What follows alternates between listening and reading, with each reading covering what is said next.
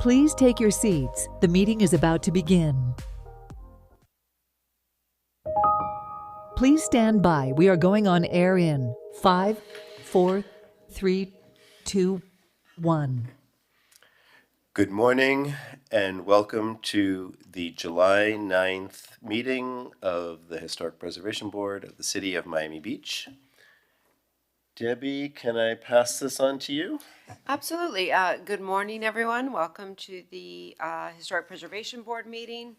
We have a relatively short agenda today. We will need to conclude the meeting about 1 o'clock because there are a couple other meetings this afternoon in this room. But again, that shouldn't be a problem because our agenda is relatively short this morning. I just have one announcement. We do have 6 board members present. A 7th board member may be participating via Zoom. That's Mr. Brian Ehrlich. However, while he can participate, he will not be able to vote. So we will be short 1 voting member today. And with that, I'll turn it over to Nick for the city attorney's announcements. Thank you, Debbie, and good morning, Mr. Chair and members of the board.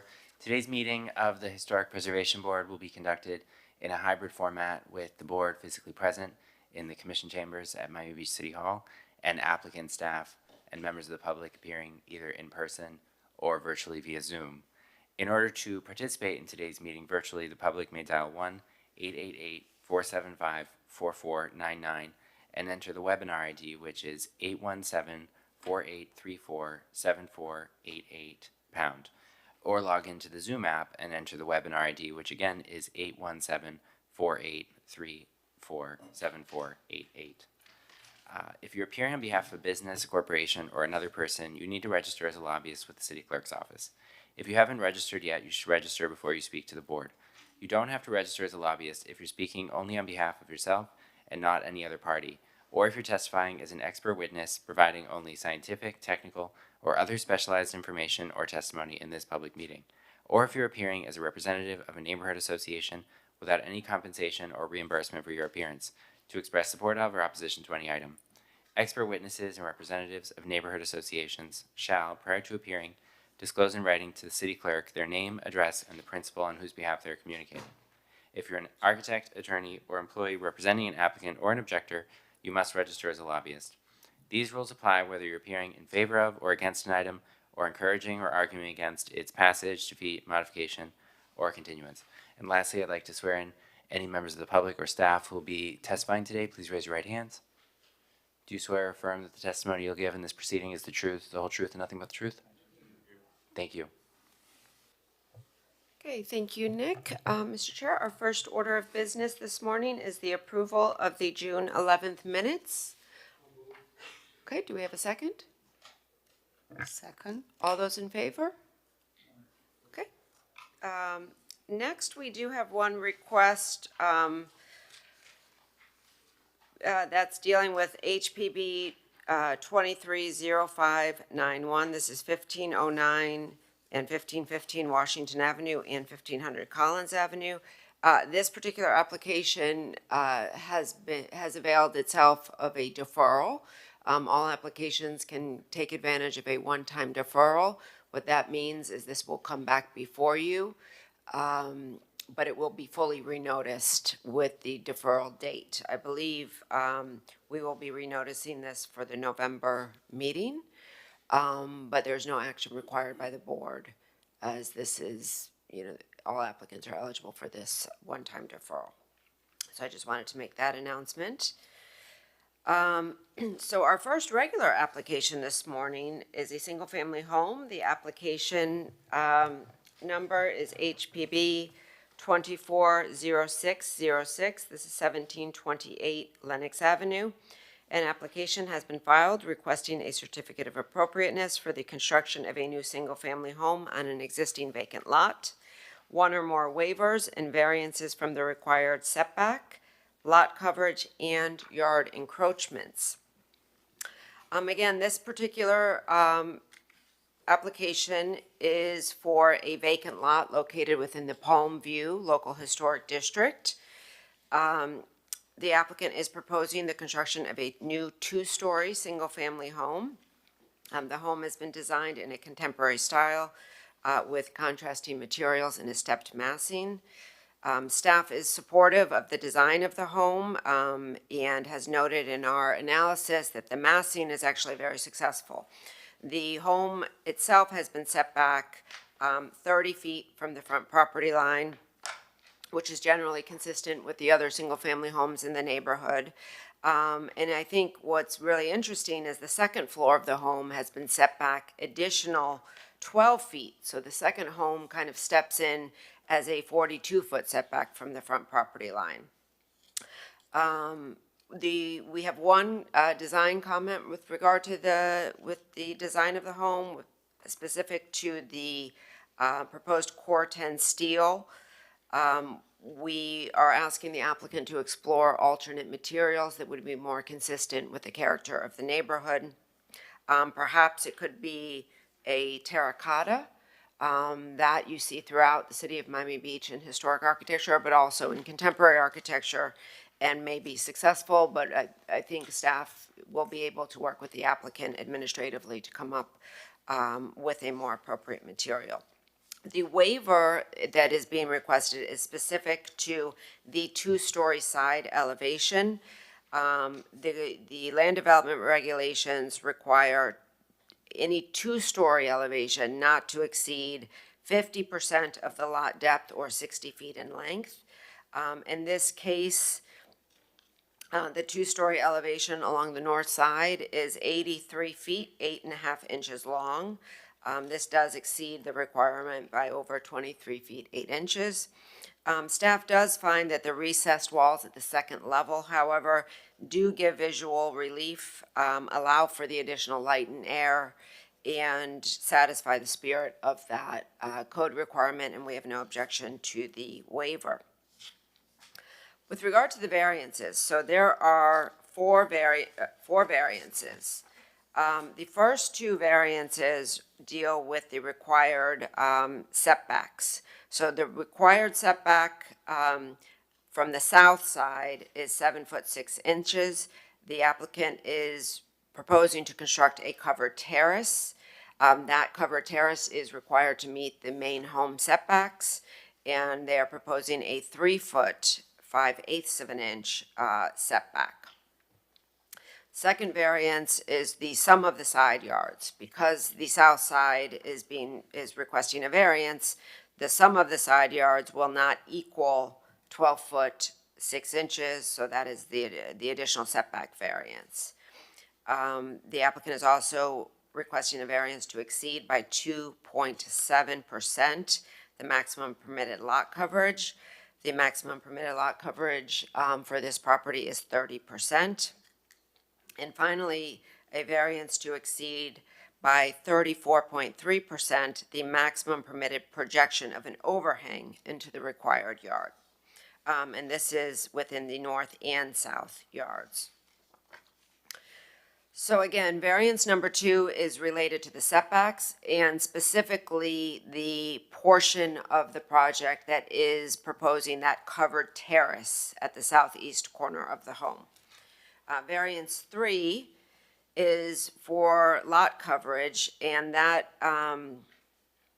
is mainly resulting from the additional area of the proposed covered porch. The covered porch does require, because of its depth, to be included in lot coverage. Additionally, portions of the projections, which they're asking for the projection variance from, that exceed 5 feet in depth, those portions also count for the lot coverage. So the lot coverage request is not specific to increasing the interior square footage of the home, but these outdoor terraces and projections, which by the design of them are required to be counted in lot coverage. And finally, the projections, the new home has proposed these overhangs on both the north and south side yards. They are allowed to project a maximum of 25% into the required yard. So as of right, they can project 1 foot 9 inches. The applicant is proposing these overhang projections at approximately 4.5 feet into the required setbacks. Staff has carefully reviewed the variance requests, and we did not find any practical difficulty or hardship associated with these variances. It is a vacant lot. By reducing the overhangs and by reducing the covered porch, we believe the other variances would not be necessary, the lot coverage variance, for example. So that we think could be relatively and easily achieved, and still maintain the architectural integrity of the proposed design. So with that, I am available for any questions. If not, we can turn it over to the applicant, who is in the audience. Any questions for Debbie? I have a question, but anybody else? I was just wondering if you could go over that last statement, just the last part of what you said, because you basically said that they didn't have, you were saying that if they reduced, you didn't find practical difficulty, but if they reduced the covered area, they could solve some of the other variance issues? Correct. So if they reduced the covered porch, this is That's the on the terrace on the southeast side, corner. yeah. And if they cut back the overhangs, which would be cutting them back so they would not exceed the 1 foot 9 inches, we believe that lot coverage variance would not be necessary anymore. It's very close. Right. Okay, thank you. You're welcome. Okay, would the applicant like to come up and present the work? Where do I go? This one here? Right there. Thank you. I had a small presentation. How does this work? There it Oh, is. there we go. It Okay. appears. Magic. Magic. Thank you for your time. I'll just briefly explain the layout of the house and the reasons of the design. It's a very skinny house. So from the north, the setback is 7.6, but from the south is 18 feet from the boundary. The principle of this, if we can go to the next slide, please. The clicker is, Oh. there's a clicker right there on the other podium, on the left there. Oh. Okay. Okay. What I've attempted to do with the designing principle is to apply passive design principles. So having a skinny long house, oops. Oh, someone's, okay, here we go. The principle is to have cross ventilation through the ground floor area. Look, I'm from Australia, and we take these principles quite seriously, and they're part of our codes. We have to apply passive solar elements, cross ventilation, etc. We have culturally, we use veranda, what I call a veranda, you call it a porch, which I will talk about in more detail later on, as an outdoor livable space within a shaded area. I hope you can appreciate that we're now heading for another hot record year. And the idea of depending fully on mechanical air conditioning systems, we're at a point where we need to obviously look at passive design a little bit more closely. Upstairs is very straightforward, 3 bedrooms plus a study, large terraces, all surrounded by planters. There'll be a lot of greenery that will then spill down over that overhang, which we'll talk about later. Here you can appreciate the setbacks, as Debbie mentioned earlier on, 42 from the front, 24 from the rear, 10 plus from the north, and 18 feet from the south. So I'm trying to keep the house as tight as possible, as far away from the boundaries as possible and from the neighbors, and allow the design to have enough solar access and light from the south, which is really the entertainment area. If I go back to the pool area and the deck, and you can see that Well, I think what Debbie's saying about decreasing the size of the veranda to the line of the columns, essentially, that's where the 7.6 line is. Well, yes, I'm the architect, obviously I will disagree with her, but it's just that the way that it's designed is so that it's actually a livable area. You could put some furniture there and make use of the space. Anything narrower becomes a little bit impractical. There'll be 2 breeze block walls around it for privacy and further shading as well. Now, the extent of the awnings is to do with passive solar protection. You can see there the summer, winter, and equinox sun lines. A 1.9 projection is just a little eyebrow. It really does nothing to control rain, and it does very little to control any sun penetration hitting the walls. Now, obviously, I know what the codes are, and I am asking, obviously, why I'm asking for the variance, but I think it's important to have that sun control. It's about thermal quality. Personally, aesthetically, I think it would look a lot better as well than having these tiny little narrow eyebrows. What I noticed throughout Miami with all the new buildings going up, they're all 2-story boxes, a box for the garage and a 2-story box for the main house. There's no projections, there's no sun protection, there's no shading devices. I keep hearing the word modern tropical architecture, but there's no attempt to actually go in that direction of actually controlling the climate. That's just an example of a house with large projection eaves, as I'm suggesting for my design. So the variance in question here, the lot coverage, I'm really at odds as to how this works, but nonetheless, if I were to build a house to the edge of the pool at the 7.6 point line, then would the additional projection count, given that it would not be beyond 5 feet? So I'm not sure if I'm making myself understood there, but in any case, I'm at odds with that code.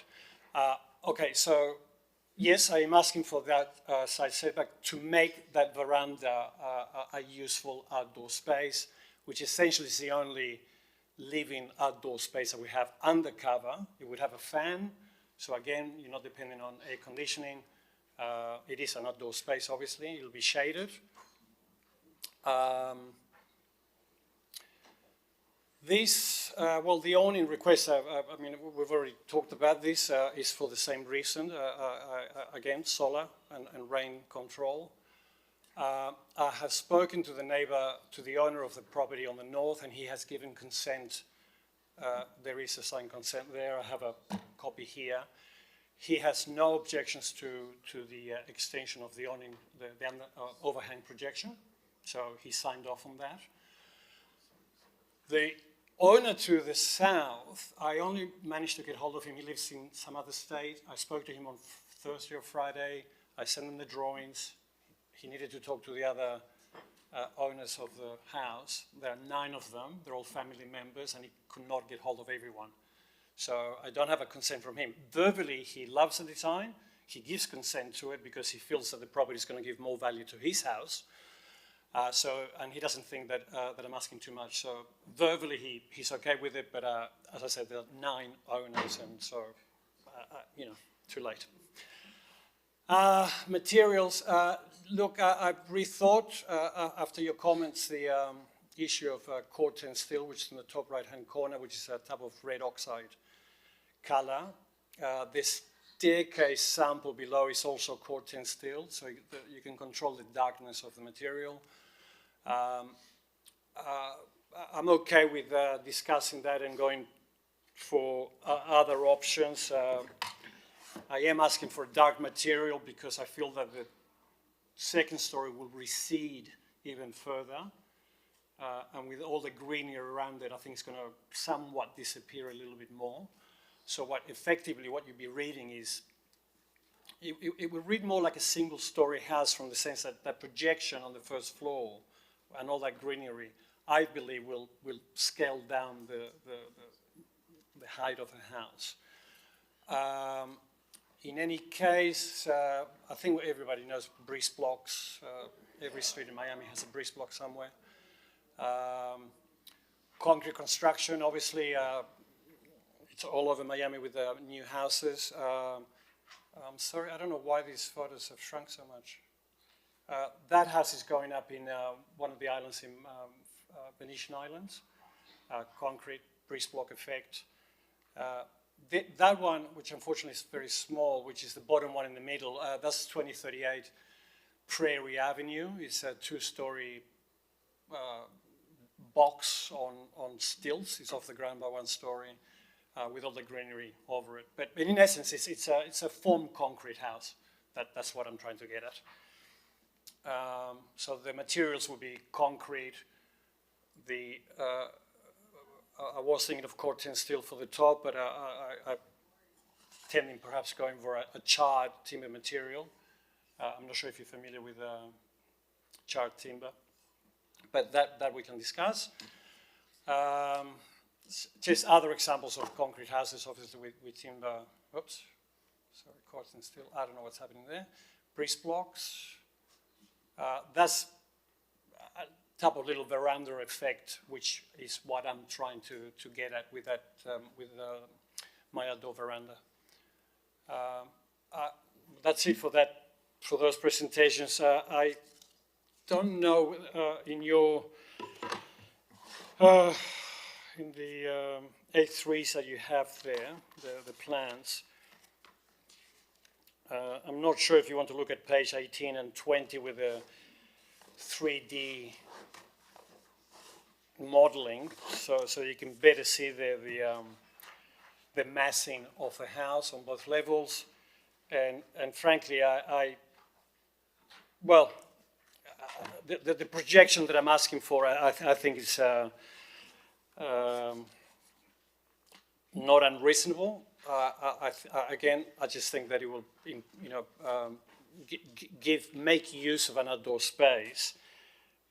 Can I show you this?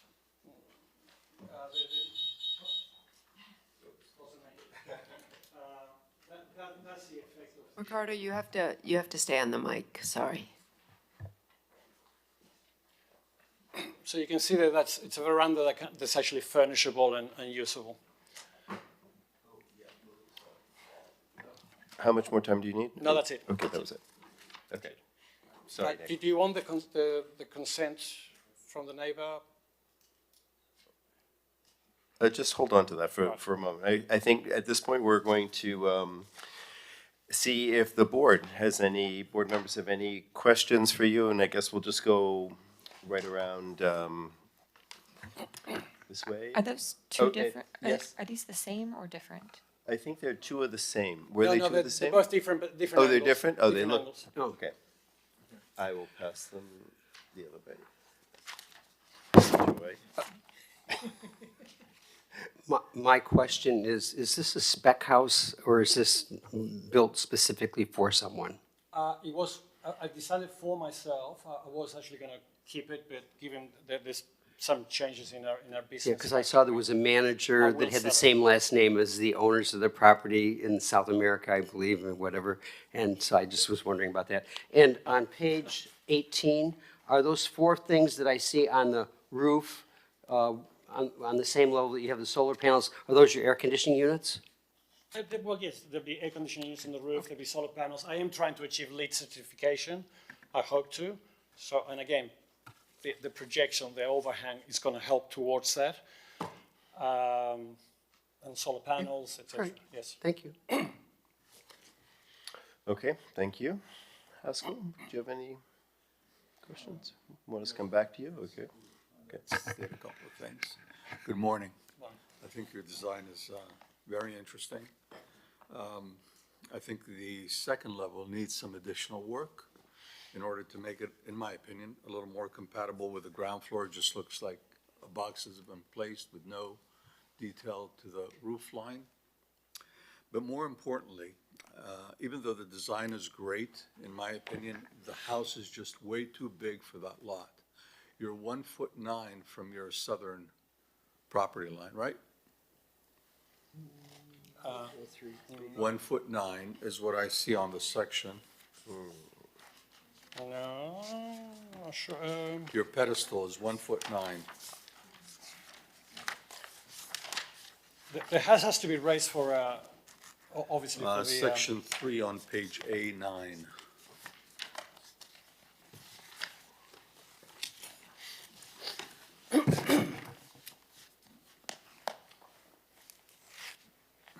The base flood elevation has to be 9 feet, so that's a starting point. I'm talking about your setback from the property line on Setback. section 3 on the right-hand side. Your outdoor living space, your pedestal there is 1'9" away from the property line, correct?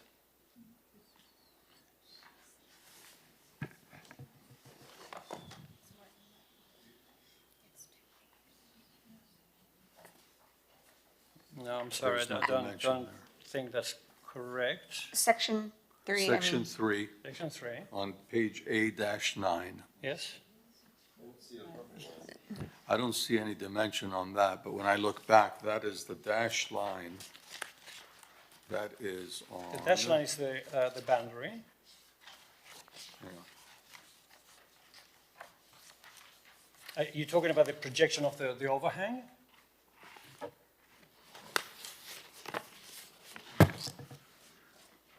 Okay. Section 3 on A-9, lower right-hand corner. What is that dimension there? From the outdoor living, where it states outdoor living. It looks like There's it's a at least property line. 3 1/8, if not more.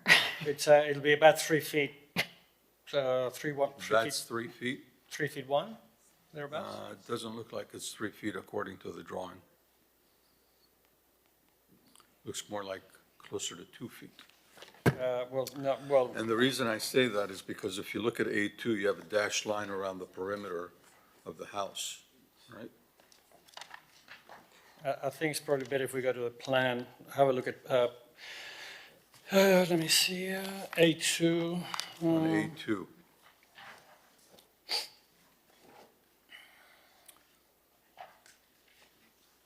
Seven six, 3 feet. It's actually 3 feet. What you're asking is, it's at the bottom of A2 on the, where the veranda is. There's a measurement, 3 feet, quarter inch.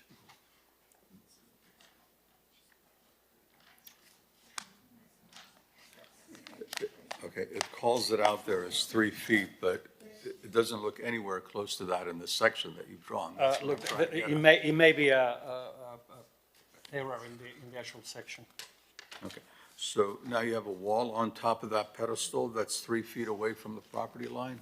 No, that's a platform. That's just a platform. A platform, so what's that boxed perimeter L-shaped element on the southeast corner? They're breeze blocks. You see them Okay. on the renders. So it's a shading device around. So let me try to understand perhaps something from staff. So you've got this dashed line, essentially that creates the pedestal of the house, right? Can I just recommend that we put the drawing up? Because you can use your cursor to actually point things out, and it might clarify as the staff is talking. Okay.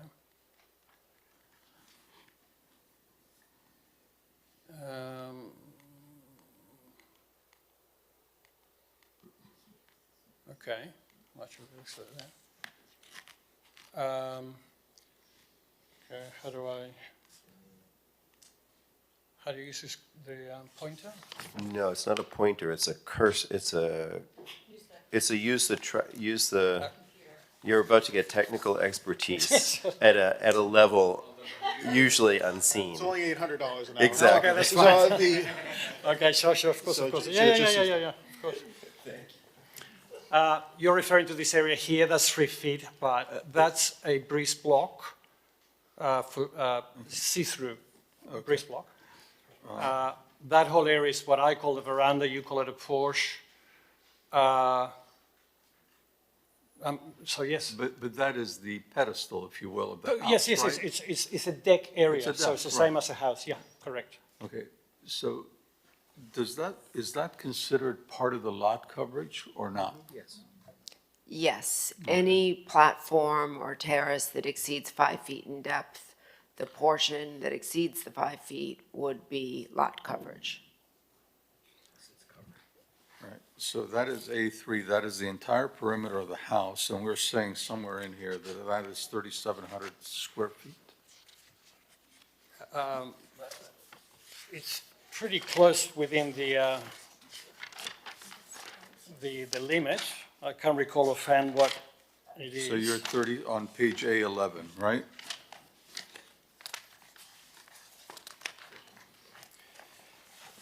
Lot coverage,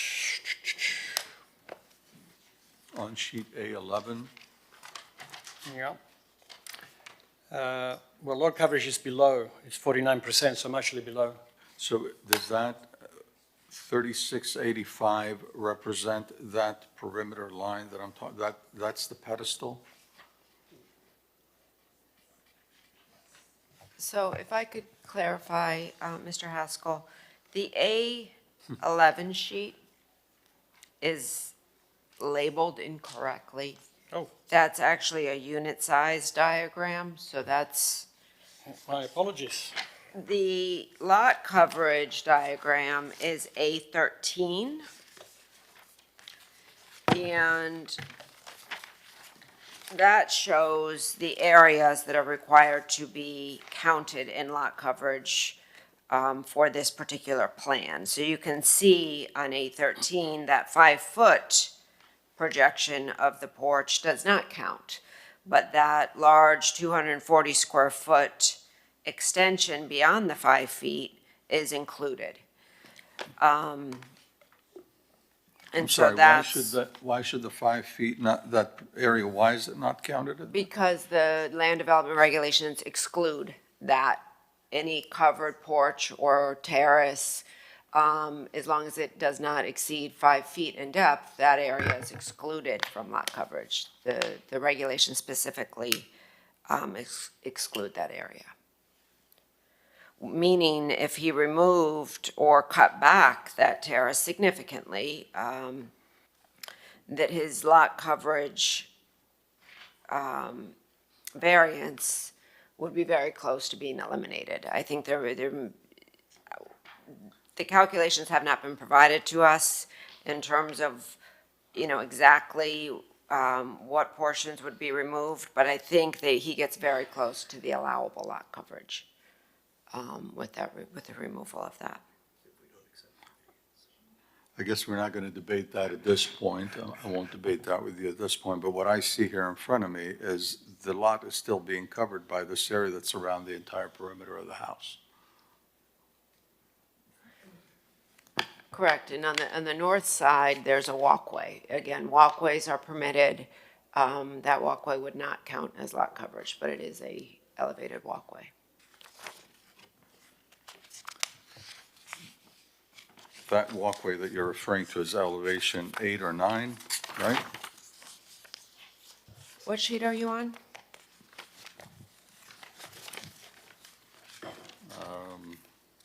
You could see it on A16 on the renderings, and you could see it on A17. Correct. And on plan, you can, I think A2 shows the extent of the north side walkway.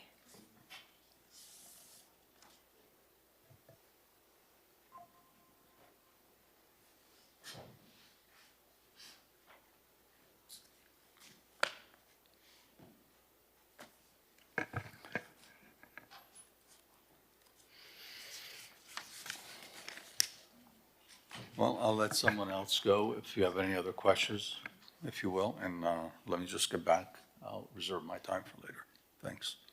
Okay. Laura? Thank you so much for your presentation. I agree, it's a beautiful design.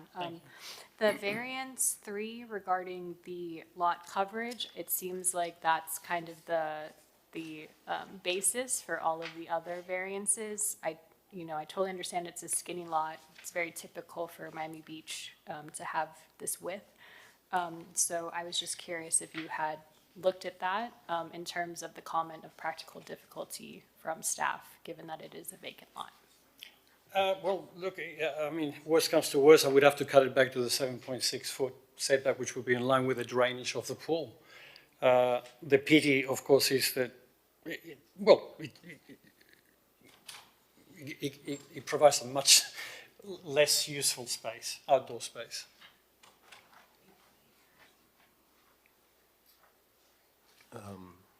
And that was it? Okay. You good? Elizabeth? Thank you for the presentation. Yeah, I will side with my colleagues here. It's a beautiful design. I just have one question regarding your passive design proposition. And there are very generous overhangs protecting the ground floor. And the second floor, there are pretty much no overhangs at all. And given the fact that the second floor is the one that's receiving much more solar heat gain from the roof, and it's more exposed, there is less landscape. So there is, to me, a little contradiction on your design intent and the agree. outcome. I simply, in terms of the design and height, to put it simply wasn't going to work. Aesthetically, simply wasn't going to work having an overhang over that, over the top level. I was going to treat that thermally with wall treatment. Windows have you can't really see it in the renders, but they have a projection over them, so there's a little bit of shading device over all the window openings. But yeah, I agree that more could be done on the upper level in terms of sun protection, but it's a little bit limited what I can do there. And just like regarding the variances, I mean, the intent of the variances is to help property owners to counteract existing difficulties that are inherited to the lot. And it seems that in this case, I mean, the difficulties were created by your own design in a sense, because I mean, you have the lot and you have like pretty much a blank slate to design the home you intend. The thing is that I'm just trying to get away from, as I said before, from the typical box that you see everywhere, and they're approved. They're all flat roofs, no projections, 2-story high.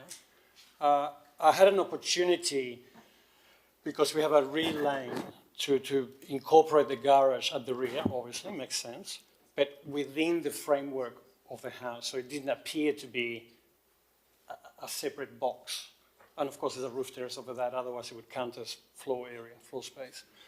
Now, arguably, the house is, in terms of its bulk and scale, I believe a lot smaller, and I think Debbie said that at the beginning, it's a lot smaller than the typical 2-story box that I'm referring to, because they go as full width as they can, 7.6 from either side. And you're encountered with a garage box and then this massive 2-story high wall behind it. This house, as I said from the beginning, it's actually very long and skinny. So, and the modulation, if you look at it from the south side in particular, it steps in, steps out. We have 18 feet setback from the south boundary. I mean, I think that's actually very generous. So I'm not sure that I could have done much more in terms of the massing. Sure, no. So like the variance you're asking from the overhang on the front and the back of the house, they are like very small based on your diagram on Yeah, page 813. yeah. So I mean, why just not get rid of this little excess? And since it's not measured, I don't know how much beyond you need to cut that little yellowish. Yeah, look, I can't recall now why. I think there was a geometric reason for how that worked out. Yeah, so but in terms of... That can be adjusted. Right, so in terms of reaching your intent of protecting for shading, this little sliver won't make a significant difference? No, not to the front, because that's a substantial, virtually a 6-foot projection. So that east and west will get good protection from that. Correct. Yeah, so I So- mean, those two you could easily get rid of. Yeah. And then the big one left would be the extension of your, how do you call it? You call it porch and you call it terrace, right? So the extension of the porch area, that's the one that's, and that's something to keep in mind, because, I mean, you'll be only 3 feet away from your property line. So let's say the next door neighbor in the future requests a similar variance, then you'll be only 6 feet away from your neighbor. Is that something that you consider ultimate? So, I mean, right now you have an old home that chances are very soon will go away, and you never know what's coming next. Sure. And so, and you control only your lot, not the neighbor's lot. And there is a risk that in the future, your next door neighbor will be 6 feet away from your nice open area. And I don't know if that could be maybe a not so desirable situation, so just to keep in perspective. Yeah, no, and I understand that. Well, yeah. Okay, thank you. Lindsay?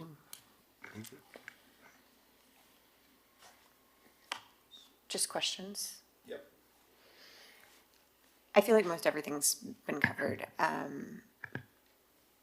Yeah, I mean, my thought was, can you rearrange some of your, exterior 5-foot walkways, et cetera, to reduce your lot coverage so that you don't have to lose as much space on your veranda? I'm not an architect, so I can't do that for you, and I certainly understand how it can affect your You're talking design. about the walkway on the north side, yeah. If there is any way to work with the design to adjust your lot coverage elsewhere so that you can maintain the veranda, if that is what is most important to you, I guess is my point. That affects a lot of the decisions, and I have further comments, but that was my only question, and I don't know if that's really one that you can answer, but I guess it's more of a suggestion than a question, so. Yeah, I can relook at that. Sure, yes, thank you. Okay. Haskell, you had reserved time. Do you have any other question? You don't, no pressure. I basically stated my concerns. I look at the sheet A-05, and I look at the building in relationship to the homes in the area, and it's massive. And I understand you're trying to maximize your building, but where are we headed with this? What's going to happen? The next guy comes and he wants to build on number 1, 2 feet from the property line, 3 feet, and we're going to grant another variance, and before you know it, that whole row of houses is gone, and one house is next to the other, and we've lost all the character of the neighborhood. I don't know where we're headed, quite frankly. I mean, this is a historic preservation board, and it just looks to me like the house is nice. It's a great design. I like the design. I would want to buy it from you, but at the end of the day, it's just too big for that lot, in my opinion. Okay, that was not a question. So we're just we're just doing questions now, and I think I don't have any additional questions to those that my colleagues asked. I'm very appreciative of their asking you about why you need the variances, why you have these little pieces hanging out here and there. I think you're a talented architect, and you might just, if you were my student, you might just need to go take another pass at it, but that's not a question either. So would you want to have another question? Okay, go ahead. So you talked earlier about incorporating into your design, you want to be LEED certified. You talked about wanting to incorporate the cross breeze and the solar prevention. Are there ways that you can do that without requiring the variances that you've requested? And I think my colleagues have brought up the fact that, we're constrained by what the law is, and if we can't show practical difficulty, we can't provide for the variance. But I want to know, are there other ways for you to meet those aspirational goals, I guess, without seeking the variances? Well, it's a very straightforward thing. I mean, no, there's not really much else I can do. It's just an overhang. It's a projection. It's a question of how deep the projection is, really. Yeah. Can I ask you one question that I was really kind of curious about? You mentioned two things that you don't show anywhere, and I was just wondering why. Why you don't show the shading devices on the second floor that you say will exist, but they're not on the sections, they're not anywhere in your, No, they are drawn in the sections, yeah. They're not, on the second floor? well, Okay, you can I see them, must if you have look at missed them. A3 on the plan, you can see that there's a projection over each window. And if you look at. That's what that is. It's not dotted, I assume. Well, if you look at I any- assume it's below. If it's not dotted, I assume it's below. The plan doesn't read as if that's above you. No, it's not dotted because you do see it from above. If you look at any On of the the, second floor plan, I wouldn't see the shade, if there's a shade above me closing off. I don't know how, okay, no, I understand what you're saying. No, you're right. oh, And you see it on one, okay. The Okay, if you eagle look eye at- has spotted on A22. There's no, go to evidence. any of the sections. Go to any of the sections, you will see Code 10 steel awning on any of the windows. Section 3, Section 4. How deep are those little protections on the windows of the second floor? Yeah. Sorry. What's the says- depth of the protections? They could be any depth, they can be increased. I think got them for about 12, 14 inches, something like that. Okay. They could be increased. That was all mine. Thank you. Thank you for helping me there. through that. Yeah. So next we have disclosures. Yes, before, before. we do have Brian Ehrlich, who I'm not sure if he has any questions. Brian, if you have some questions for this applicant, please raise your hand.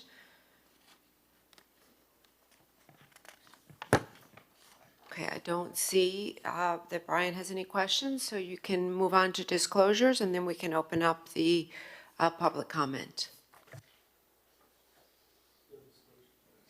No disclosures. Any members of the public wishing to comment, please come forward or raise your hand on Zoom.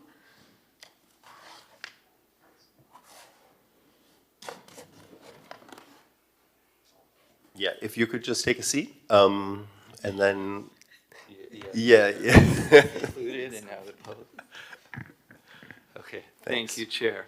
Daniel Serraldo with Miami Design Preservation League. We also think it's a very beautiful design, so we wanted to start off with that. But we share the concerns with the staff regarding variances. I was personally involved in the fight against McMansions about 10 years ago, and we let the city know that the average unit size is about 30%. The city was only willing to cap the unit size to 50%. But so we still see these very kind of seemingly oversized new homes being built. But at the same time, that's why these variances are so important not to go past. Because no matter what, these new homes are going to appear very large. And that's where we really support the staff, their opinion, not just for materiality, but for the variances. We don't see it as a legal hardship. We think that on a vacant lot with some great architect tweaking, it can meet the code and reduce the impact, because unlike Sunset Island, this is a historic district. So the next door neighbors hopefully aren't going to be knocked down and supersized. So we have to think about the overall context for the long term and for resiliency. Thank you. Okay, thank you, Daniel. Mr. Chair, I see no other members of the public. Okay, would you like to make any comment, any last minute comment, or this is your, to the public comment? Public comment. You don't have to. No, I'm surprised that you think that that it's a large house. I really am surprised. As I said before, within historic areas, there are massive houses being built everywhere. I don't actually like them and I don't approve of them. And that's why I keep saying that I've tried to modulate the bulk of this building. I made it as skinny as possible instead of double width to the front. Mm-hmm. So it's within the setbacks. Other than the variance that I'm asking for, which is on ground level, it's not actually a variance that incorporates a full story full story.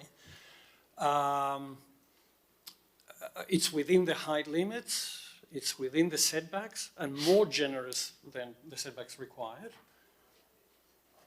So Okay. I fail to see what the problem is. Okay. Thank you. All right. Thank you very much. Appreciate that. So now we go to board member comment, and we'll start on this side and go back down. Lindsay, would you like to start with your comments? Sure. So, I mean, I think I foreshadowed some of my comments and my questions. I do think this is a very beautiful design, and I do appreciate the efforts you are making or attempting to make towards sustainability. As I said, our ability to grant variances, just getting it in front of me, sorry, are quite limited. Related to the practical difficulty inherent to either an existing structure or a lot or, something like that. And when we have a vacant lot that is not irregularly shaped and, not experiencing those types of issues, we're hard pressed to come up with that. And I do think that some of the suggestions made, to eliminate the need for a variance, would be workable. I agree that it's, very close to or well within the size allowed. And so I appreciate that. I don't, the law is what the law is. And if it provides that you can have the 50% lot coverage, then you can have the 50% lot coverage.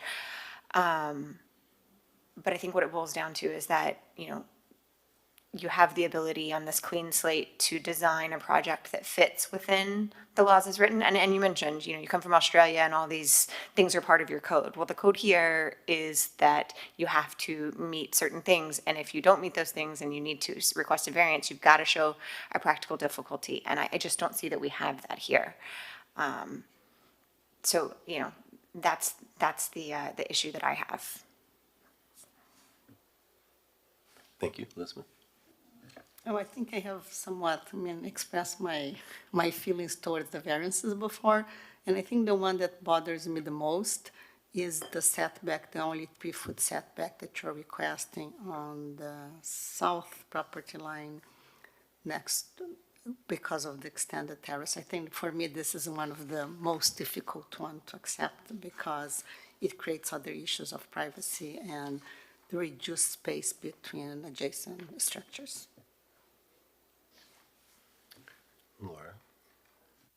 I basically agree with everyone else here on the board. I do think it's a beautiful passive design and so needed. It's gorgeous. But I think definitely maybe reworking some of the variances and or showing in a diagrammatic way the actual practical difficulty will make it a lot easier for this board to, help you along in your process. Thank you. Okay, thank you. Comments? Ray? I could live with variances except for the enclosed patio. It's too close to the lot line. The overhangs are like an awning. And the other variances are because of those, but I absolutely could never vote for the variance on the lot line of this, on the south side. I just couldn't. Okay, thank you. And I'll just add that I agree with my comments, and I really appreciate your introducing, cross ventilation. It's something on a day like today we don't often think about. We think about putting ourselves in a frigid box like the one we're in. But we should be thinking along the lines of what you're talking about. Can I have another minute? Okay. Thank you. Excellent. And then I was only going to say also that really I think the second floor could use a lot more attention. Like some of those rooms are going to be really difficult. That corner, that southeast corner bathroom is going to be really difficult to occupy with just a very small shading device. So I think you've got a lot of really good parts here. I think you just have to take it back and kind of rethink it in terms of some of the scales and locations of some of those spaces so that you're able to meet it's very, very hard to argue that you have any hardship or practical difficulties on an empty site. It's just really, really challenging to do. So I think you can, it seems like some of them were just like little slips of the mind, like you're just not really looking at that when you're designing it on the east and west, and on the south side, that's just something you really have to kind of re-examine. With that, I would think all the intentions are great. I appreciate that you were bringing some of your expertise from other parts of the world to our part of the world, and helping us see how it could be done.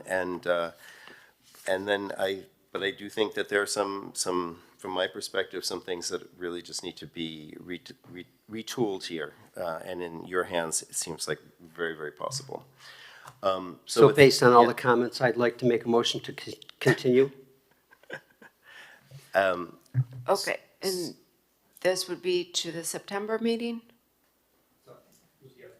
It will be up to him. Right, but we have to continue to a date certain. I'll say September, and if he doesn't like that, he can make We a can change. ask. Okay.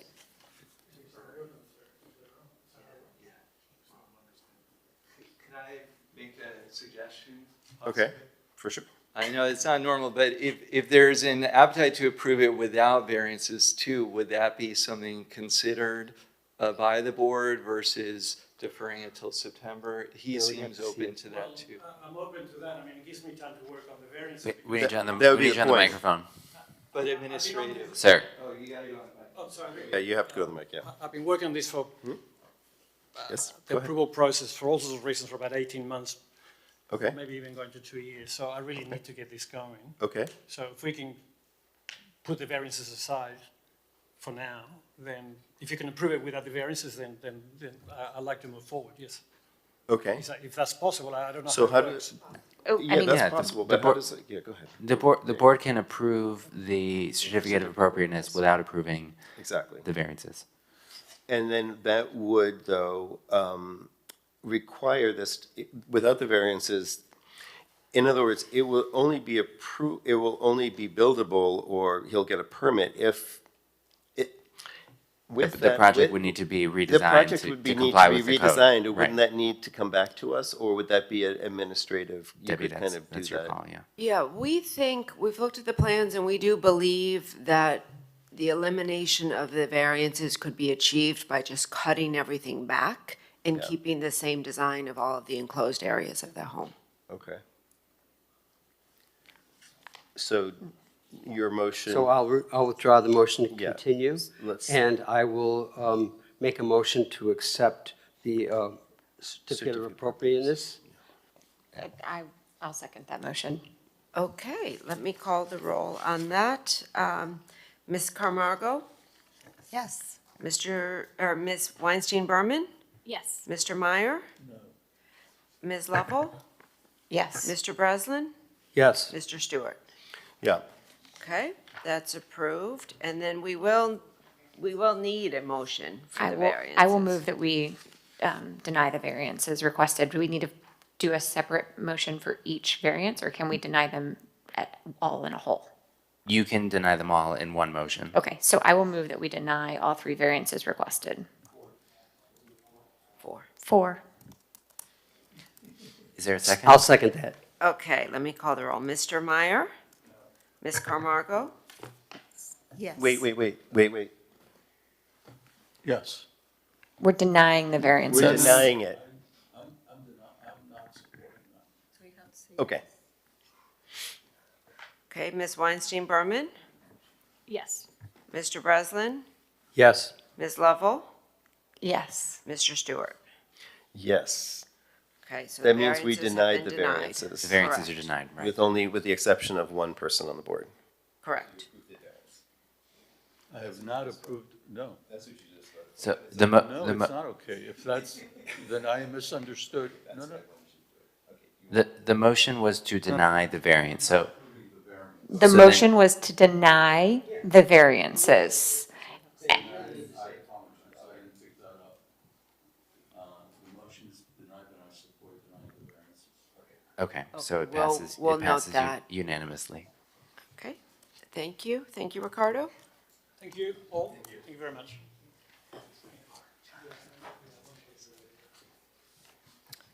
Okay, the next application on the agenda this morning is HPB 230571. This is 321 Jefferson Avenue. An application has been filed requesting a certificate of appropriateness for the partial demolition of the existing building and the construction of a new multifamily residential addition. This particular building is classified as a contributing building within the Ocean Beach Local Historic District. It was constructed in 1935 by Lester Avery. It's a relatively straightforward, simple building. Staff did examine the building. It's a bit strange looking. It's really more of a practical building that's really reflecting the floor plan beyond in terms of its design. It didn't, from our perspective, it appeared to be less about architecture and more about the plan of the building and the functionality of the building. And we did take that into consideration when we reviewed the plan, including the demolition plan, which is, again, substantial. The applicant is proposing the near total demolition of the building with the exception of the first 5 feet of the front of the building.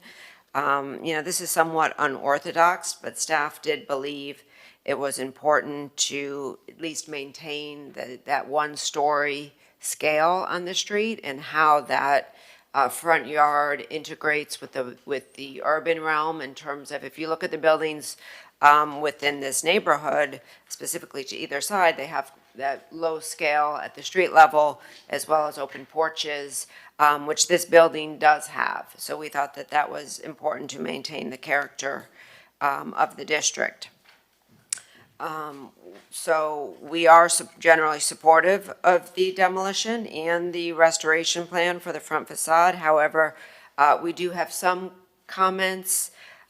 We would request that all of the openings that were part of the original building be maintained. The proposal is proposing to block in some of the openings. We would also ask that instead of putting windows in these openings, because this will be an open air court, that they remove the windows and put a screen, decorative screen type treatment in the windows, which we think would be more in keeping with the integrity of the building, other than so we wouldn't be trying to create something that is fake to a certain extent, right? That putting windows in an open air structure is, we thought was a bit inappropriate. Further, we do believe that the front of the property, including the site wall and the landscape plan, needs a bit of work. Again, this would be to be more consistent with the historic character, where you would have a low wall, maybe a transparent fence above it to enclose the porch, but to maintain that transparency. The new 4-story addition is proposed to be constructed behind the portion of the building to remain. It includes 10 parking spaces and 3 levels of residential units. There are 9 residential units proposed in total. We do believe that the new addition is very compatible with the spirit of the existing building. The new addition has been designed in a very restrained, organized, practical manner. It is also slightly asymmetrical, which the existing building is as well. So we are supportive of the new design. It's within the scale of the surrounding neighborhood as well.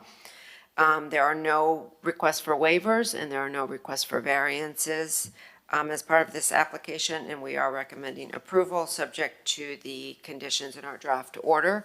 I am available for any questions if you should have them. If not, we can turn it over to the applicant, who I believe is on Zoom.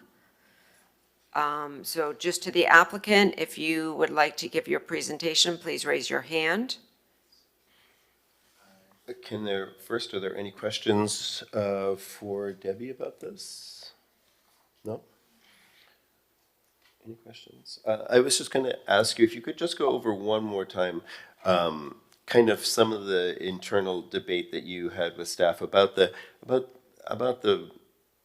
what it means to leave this small portion of the facade with the separation that it has, that you can see in the section between it and the new part of the building. So again, I mean, this is a very challenging application because when we evaluated the existing building, while it is contributing, there are varying degrees of contributing buildings. This particular building did not seem to us to have any significant design features. I mean, there is a parapet design, but that, it's all relatively practical. My predecessor here at the city used to call these taxpayer buildings, right? They were put up relatively inexpensively, quickly, for a client to generate income. And I believe that's what, in my opinion, that's what this building is. It is not an exceptional piece of architecture. It's a bit strange. I think it's important to honor previously existing buildings. There's a vast array of ways to do that. I think what's the most interesting about this property is the scale and how, again, while it's a very simple building and plan, how it addresses the street, these semi-public spaces in front of buildings contribute a significant amount of character to the historic district, right? It was always kind of a transition area between the public realm to the interior of the private, to have these open kind of porch-like spaces, which I thought was appropriate to, while we're maintaining the existing wall of the building, that also becomes kind of a semi-public, semi-private space, which is within the character of the district. But it could have been done in different ways. It could have been a contemporary addition at the front that still respected that one-story scale and that semi-private realm of an open-air porch. So I think, there are different philosophies about this, and it's really up to the board. In the past, the board has felt strongly about keeping portions of the original materiality of the building to keep that authenticity of the site and expanding upon that with the introduction of new architecture as well. And we do take the board's past opinions and direction into consideration when we review these applications. Great, thank you very much.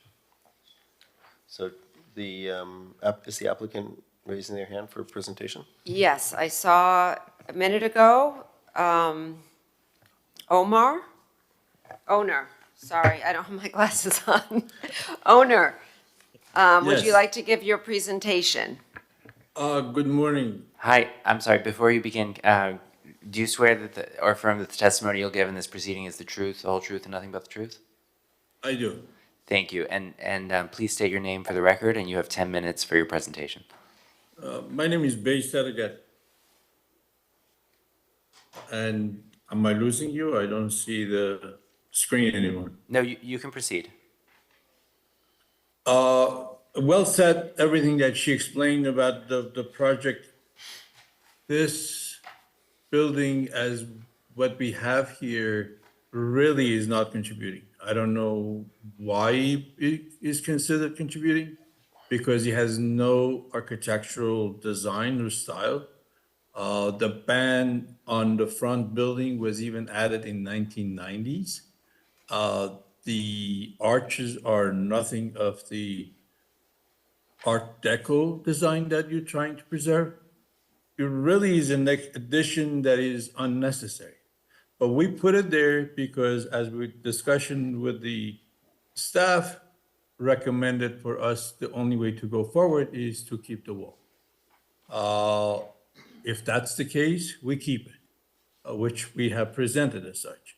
As far as the porch open part of it, we're open to any changes or recommendation that you have. We have no persistence of maintaining anything the way it is. We want it to be a beautiful part of the Miami Beach, and we're willing to redesign or take the direction from you.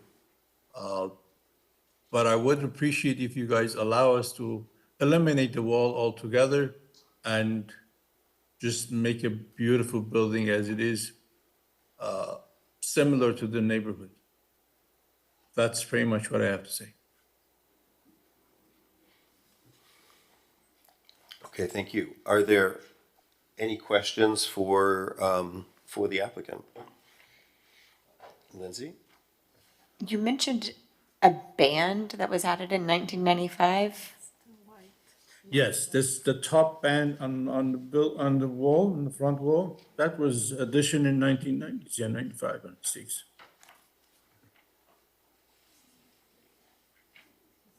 Oh, okay. And you mentioned, I'll let my colleagues, I'll ask while they're talking. You mentioned that there is a wall. Can you put the rendering up again, on the screen? Okay, so on the left side of that, there's a low wall that looks like maybe about 4 feet, and then there's the historic wall, the historic building facade behind it. Which wall were you talking about? Okay, the very frontal wall is just a rendering. The second wall, that is about 10 feet, 9 Yeah, feet, yeah. that is what the staff was insisting on maintaining. That, to me, is unnecessary. It doesn't add anything, does not give any feature or Okay. any addition to the neighborhood. So the first part of it is a rendering. This does not exist at all. Okay, the lower wall that seems to have an entry kind of doorway in it doesn't exist. that- Because it's not on your that- plans. It's not an A8, it's not an A6. No, it's just a rendering. That's Okay. just the, Just a fantasy of a renderer. yes, correct. Okay. Do my colleagues have any questions? No. Questions? No? Okay. Questions? No? All right, then I guess we go, thank you very much, and we go to board disclosures. Any disclosures? No? Excuse me, is the public allowed to speak? Yes, right now. Good morning, everyone. I am the president of Keller Court Condo Association, which is the building just south of this property that's in discussion. And this is my first of seeing what they wanted to do. We do welcome that building that's there, the existing one, is quite in bad condition and needs to be removed, and whatever the board decides to do with the preservation of it, so be it. But I am a little bit concerned about, I'm sure the height is allowed, but our property is 2 stories just next to it. It's a very historical building, 305 Jefferson Avenue. And by what I'm just seeing in that perspective, to me, does not fit at all with our neighborhood. And they've been doing a lot of other things in our street area that look really beautiful. They have come out really, really nice. And to me, what I just see there as an architect, it just is not working at all with anything that's going on with the historical part of Miami Beach. So I just want to make a comment because I knew that somebody could come and say something. I'd also like to know how we find out how the design goes and where we get access to it to speak to it. I also want to mention that there is a large fence, concrete fence wall that we own on the south side of that property, and I want to make sure that it stays there and does not go away. Okay? So I think that's all I have to say, but I'll continue to listen and observe.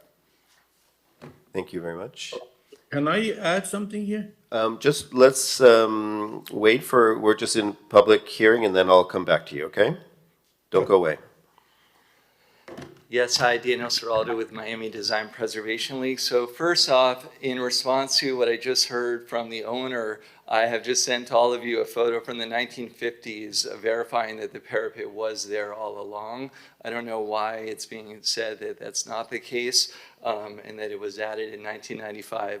This is a historic preservation board, and this is a contributing building within the historic district. It may not be Versailles, but it is what we have, 1920s early vernacular architecture. And so we do oppose the near complete demolition of a contributing historic building. Such a demolition, by only preserving the front facade, is not the purpose for which a historic district was made. In addition, the proposed new construction appears to lack context. The fenestration, the railings, and the overall massing are not in keeping with the historic elements of the site or of its surroundings. We encourage the applicant and the board to consider other examples where one-story buildings were added onto, rather than this proposal, which essentially destroys the historic nature of the site. In our opinion, saving a facade is not historic preservation. And, you know, just a final thing is, imagine being in the newer building, you're looking out towards the back of the historic facade, and what's there? A bike rack. You know, what is this as far as a historic district? I'm glad the neighbors are also involved. And just so everyone knows in the audience or in the public, MDPL, we put on our website every month a preview of the agenda items. So you're all welcome to go to mdpl.org on our blog and subscribe there. And we look forward to the conversation, but we just want to make sure that this historic building, while it's not an elaborate castle, it does make up a part of the history and the context of the neighborhood and the community, and we think something more sensitive needs to be there. Thank you. Thank you. Thank you, Daniel. Is there anybody else from the public who wishes to speak? I don't see anyone. Anyone on Zoom wishing to comment? Please raise your hand. No, I don't see anyone. Okay. So the owner, you may, you had comments to make. Please jump in now. Yeah, I am unfortunately at disadvantage as far as the gentleman presenting a picture of 1950s and showing what I said that it wasn't there. I am talking about the band on top of the building. I'm not too sure what he's talking about. If I could see it, I may agree with him and dispute it. Second, my neighbor representative of, however he referred to himself as president of but he's not our real neighbors. He presenting a wish as how the building should be, and we're not talking about what the building should be in terms of historical, because we cannot recreate what it was not there in 1950s or 1930s. That becomes something really for Magic Kingdom to come up with. We went along with the board, with the staff, to present with the board what is allowed to do. And that's exactly what we came up with. All right. Thank you. Thank you very much. Now, is there, now we'll have board member comment. Ray, would you like to start? Or Pascal, would you like to start? Comments? Yeah, it's just comments. Yeah. Yes, not questions. We're now beyond all that. We've had public hearing response. My comment would be, when we're preserving the front of the original building, that ends up being the entrance, not a wall in front or around. And I also think the sides should be included on that building up to where it connects to the new building. And that could be the courtyard. But I think it would look much better. And Daniel sent this picture to us. And if you just like cut off the back end of the building and let the new building attach to it and leave that as the courtyard and leave the openings, I could accept that a lot better than just having this front of the building just sitting there for no reason. Okay, thank you. Comment? Mr. Fadi, I appreciate the amount of time it takes to put a project like this together. However, I do concur with what the architect representative of the property to the south of you had said and what Mr. Cristaldo had said. I don't see this building being compatible with the area. And if we look at it in 20, 30 years from now, is it going to, be representative of what we're designing nowadays? Is it going to be like the buildings that were designed in the 70s, those concrete boxes like we see some, interspersed within the city?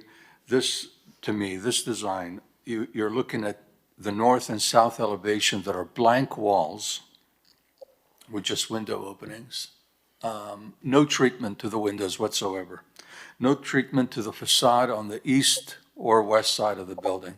Just balconies extending out with some railing that we have no idea what it's going to look like. I think this building needs a lot more work in order to get my vote. That's all I have to say. Thank you.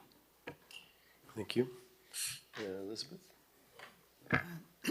Yeah, so I kind of concur with my other two colleagues here. I feels like you build a building that could be any place in town, in any site, and you just happen to have this wall in front of you that's not connected to it. So I wish I would see the existing structure, the part that's need to be preserved, more integrated to the proposed design, and a design that's more integrated with the neighborhood, and that would borrow from the characteristics of the existing buildings that are deemed historical, incorporate into the proposed design. Okay, Lindsay? Yeah, so I mean, I'll echo what has been said. I don't think that the proposed design is in keeping with the context of the historic neighborhood. I feel like the building has kind of been slapped up behind a wall that you're preserving just because someone told you had to, without any sort of consideration into actual historic preservation. And one of the things that you mentioned, that it's not part of the Art Deco that we tried to preserve, that's fair, but that's not the only architectural style that we try to preserve in this city. This is the masonry vernacular style. A prime example of the vernacular was Prime 112, which we all know, which is also in the Ocean Beach District. Where they've done an excellent job of preserving and utilizing a historic building. I think there's a lot of work that can be done here. Those are my comments. Okay, I'll just kind of add to what my colleagues mentioned and just say that it's possible that maybe to look at this project and to think about how the existing historic building, even if it's not fully retained, can continue to be used for something, can have a function, something happens in there. And likewise, your building could think about setting back closer to the road, so the neighboring buildings are more in line with the scale of your building. And I would just say that I agree with what my colleagues said about kind of thinking about the detail of your building and how the detail matters in this particular neighborhood because it's in a historic district. So with that, those are my comments. So I guess yes. What's that? We can have a motion at this point. Is Laura part of this, or? Oh, I don't know where Laura. Can it be continued? Should we take a straw poll? We have 5, yeah. We have 5 and there are no variances, so I think we're fine. Would you like to do a straw poll on the certificate of appropriateness? Or yeah, go ahead. I believe the applicant may have spoken up, but I'm not sure. I don't know, did I hear? But we finished with comment from the applicant. Oh, I didn't hear that, okay. Well, we have a choice, straw poll or no straw poll, because I think we could probably, if someone wanted to continue this, we could propose that, or if someone wanted to, Based on the comments that came from the board, I think that this needs to go back to the owner to redesign the building to be a little more, he hasn't asked for any variances, so the height is okay and everything else, but he needs to make the building look more appropriate for the neighborhood, and he needs to have the existing building, rather than just have the face connect to the sides, so that it actually attaches to the new building, whether he wants to make a courtyard there, wants to make whatever, come back with some sort of a plan to us, and that would be my recommendation. Okay, so is that a motion to continue to the September 10th meeting? I mean, I think the applicant's probably going to need more time. I think the October meeting is more realistic.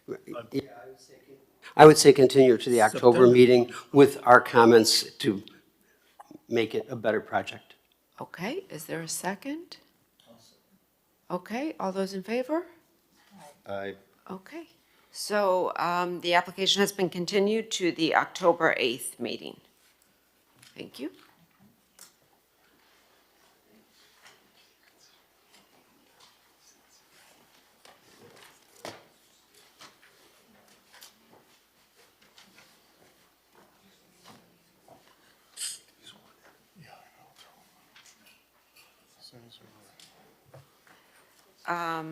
I appreciate your time Thank you. and your consideration. We're back. Moving on to the next application, we have HPB 23-0579. This is 401, 409, 417, and 425 Harding Avenue. An application has been filed requesting a certificate of appropriateness for the construction of a mixed-use building on an existing surface parking lot and a variance to reduce the number of required loading spaces. Thank you, Debbie. The new 5-story building is proposed to be constructed on the site of the existing surface parking lot located at the northeast corner of the intersection of 74th Street and Harding Avenue.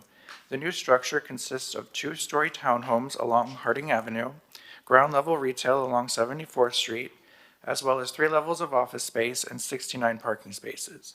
Staff is supportive of the design of the building, which has been developed in a manner that responds to the architectural character of the North Shore Historic District. In this regard, the location of the 2-story townhouse units along Harding Avenue maintains the low-scale as-built context of the neighborhood, and the taller office portion has been set back over 55 feet from Harding Avenue. Additionally, the facades of the townhomes have been grouped in pairs, subtly recalling the original 50-foot wide development pattern of the North Shore neighborhood. The applicant is also requesting a variance to reduce the number of required off-street loading spaces from 3 to 2. Although only 2 spaces are proposed to be provided on site, the applicant is providing an extra loading space in the project across the alley, which was approved by the board at the last hearing, essentially providing the 3rd space in the adjacent property. As such, staff finds that practical difficulties exist, warranting the granting of the variance. In summary, staff recommends approval of the application and looks forward to the replacement of the existing surface parking lot, which has been in use for over 7 years, and we recommend approval. We're all very excited to see the end of that parking lot. Graham Penn, Burkow, Del Fernandez, Larkin, Tappan is 200 South Biscayne Boulevard. Before we start, we have to swear in the architectural team. Sure. Are they online, Graham, or? Oh, I'm To sorry. my left. Please raise your right hand. Anyone else who's not been sworn in, please raise your right hand. Do you swear or affirm that the testimony you'll give in this proceeding is the truth, the whole truth, and nothing but the truth? I do. Thank you. Speaking of the man to my left, it's Gerald J.J. Wood of Urban Robot, who's going to present the design to you. You saw bits of this last time when we talked about the project across the alley, so I'm going to go through our intro as quickly and as efficiently as possible. We've also made some changes that we're going to discuss in response to comments that you should have received from our neighbor to the north. We've made some tweaks to the garage facade in response to their concerns about light intrusion, and we'll show you that, what we're proposing to do there in the slide deck. So if we could get our slides up, I'll go through the intro quickly and turn it over to JJ. So as Jake reminded us, the property is located at the northeast corner of 74th Street and Harding Avenue. It has served as the parking lot of the Food Fair, Pantry Pride, Eckerd, CVS at 7410 since the early 1950s. And as anyone has been up there anywhere recently knows, it is empty probably 85% of the time, if not more. The two applications, last month, as you know, you saw file 580, which was a mixed-use project with retail and residential. This project is a mix of both commercial, office, and townhome residential. So really, this combined project is a full mixed-use development that will be first of its kind, really, in North Beach, and we're very excited to bring it to you. Just a view of the parking lot looking south. This is Harding. Harding on your right-hand side. You can see the beautiful parking lot there in full, which of course is its main nature, which is empty. Briefly, a reminder of what the existing CVS looks like and you can remember back to our beautiful plans that we're doing for the other project, the other element of this project, and then of course 74th Street again. So this again is the combined project. On the right-hand side is what you saw and approved last month. On the left-hand side is what you're seeing today. This application was approved unanimously by the planning board at its last meeting. We have made the changes that the planning board and the transportation department requested, which are in the sets and reflected in the planning board conditions. Planning board had a couple of additional conditions related to the functioning of the garage. So that those are already accommodated by their order, which we haven't seen yet. It's been too early. And we'll also, of course, as I discussed earlier, show you what we've done in relation to the neighbors to the north. So, Mr. Wood, if you could take over. Thanks, Graham. Good morning, J.J. Wood, Urban Robot Associates with offices at 420 Lincoln Road. So we're really excited to bring you the sister project, the second half of the project that you saw last month. As Graham mentioned, you can see it here in the rendering on the left. It is a 5-story structure that is sitting on the office. We'll get into some of the details, but I think Jake actually covered the parts of the project that we're actually the most excited about, having to do with the layout and how the project is organized. So the first thing that we decided to explore was this idea of continuing the residential along Harding.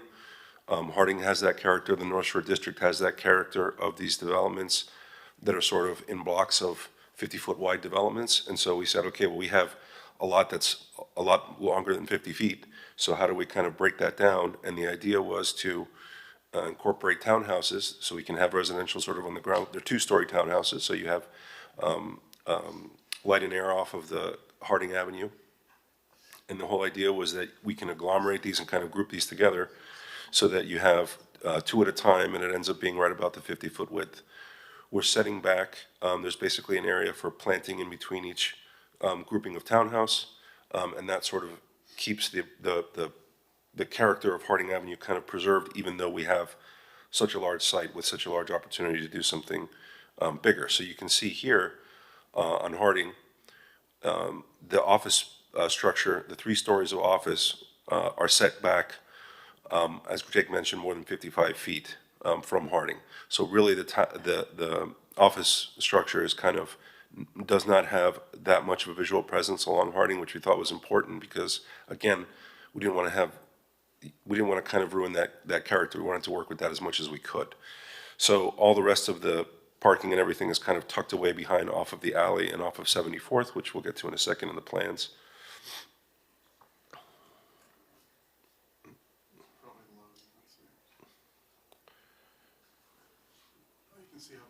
Okay, so ground floor plan, you can see here, what's going on is that the parking and the access to the parking is all off of Collins Court. So the access to the parking is pulled back almost the full length of the site from the intersection of 74th and the alleyway. Traffic is heading south along Collins Court, so access is going to be coming in at this point. From here, there is ground floor parking for either service or EVs, but this is sort of specialty carpool parking. This is sort of specialty parking that's reserved for the functioning of this retail. The entrance to the office tower, the office structure, excuse me, above, is off of, the other thing that we did was on the corner of 74th and Harding, we pulled back the townhouses even a little bit more to kind of create basically a small plaza. That is accessible. That is basically the entrance to the office lobby. So you can come in off of that, which you'll see in the rendering, that corner, how that looks. But it's also, it functions well to kind of separate the uses between the townhouses that are facing Harding and the retail that's facing 74th. You'll notice that the townhouses, we are proposing little courtyards within each townhouse as well. That's probably, we're gonna need that for LEED certification. We think that's kind of an interesting take on townhouses in Miami Beach. And then this, as you go up. JJ, you Sure. just go back before we leave this, I just want to touch on two things. First off, this plan reflects the changes that the Transportation Department wanted, which is basically around the entrance and ensuring that those ingress and egress are safe. We're also added a stop bar there at that exit on the alley. Second thing that this shows you is the loading. Let's ID the loading spaces. We talked about this a little bit last time, right?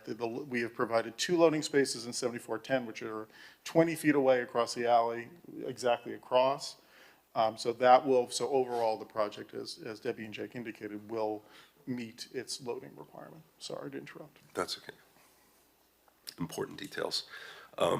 So as you come up to the single level of parking above, that parking will have access to the backside of the townhouses parking, and this is also where you would have access to the, if you were coming to visit somebody in the office space, you could park here and take the elevators up, or if you were walking in, you'd come in from the corner on 74th. Here's the office floor plate. As you can see, it's set quite a bit far back. We have integrated into the facade of the office building, essentially some form of brise soleil that we think is in keeping with some of the other language that you see on Miami Beach. So we have these basically sort of striated elements that are kind of angled and straight that repeat. It's in a module that kind of shades the glass, and then we are adding essentially on the inside of the office building, there's a small parapet that comes down to a point. You'll see it in the renderings as well, and that's going to help shade the glass as well. There is a rooftop terrace contemplated for anyone who's using the office, so that if you're leasing an office space, you have access to a rooftop terrace. We think there's probably a decent view from the rooftop out to the water, and we hope that people who are working in the office building would actually come up here for lunch or what have you. That's the concept with the rooftop terrace. It's not the entire space. Obviously, we're going to reserve some of that space for mechanical. So the kind of middle part of the space is for the usable area. Here you can see the kind of screen elements that I was mentioning in combination with the kind of very fine sort of pulled out eyebrows, right? So the eyebrows come to kind of a point, and they kind of tend to make the building look a little slimmer than what it is, right? This is an elevation facing 74th. You can see the alley here on the right. This would be the retail. This would be that entrance that we were talking about. The side of the townhouse, of this southernmost townhouse, is nicely detailed with material that has this kind of same pattern. You can see this kind of motif picking up here in the retail as well, and picking up in the office facade as well. That will be heavily planted in that plaza, which we'll see in the renderings.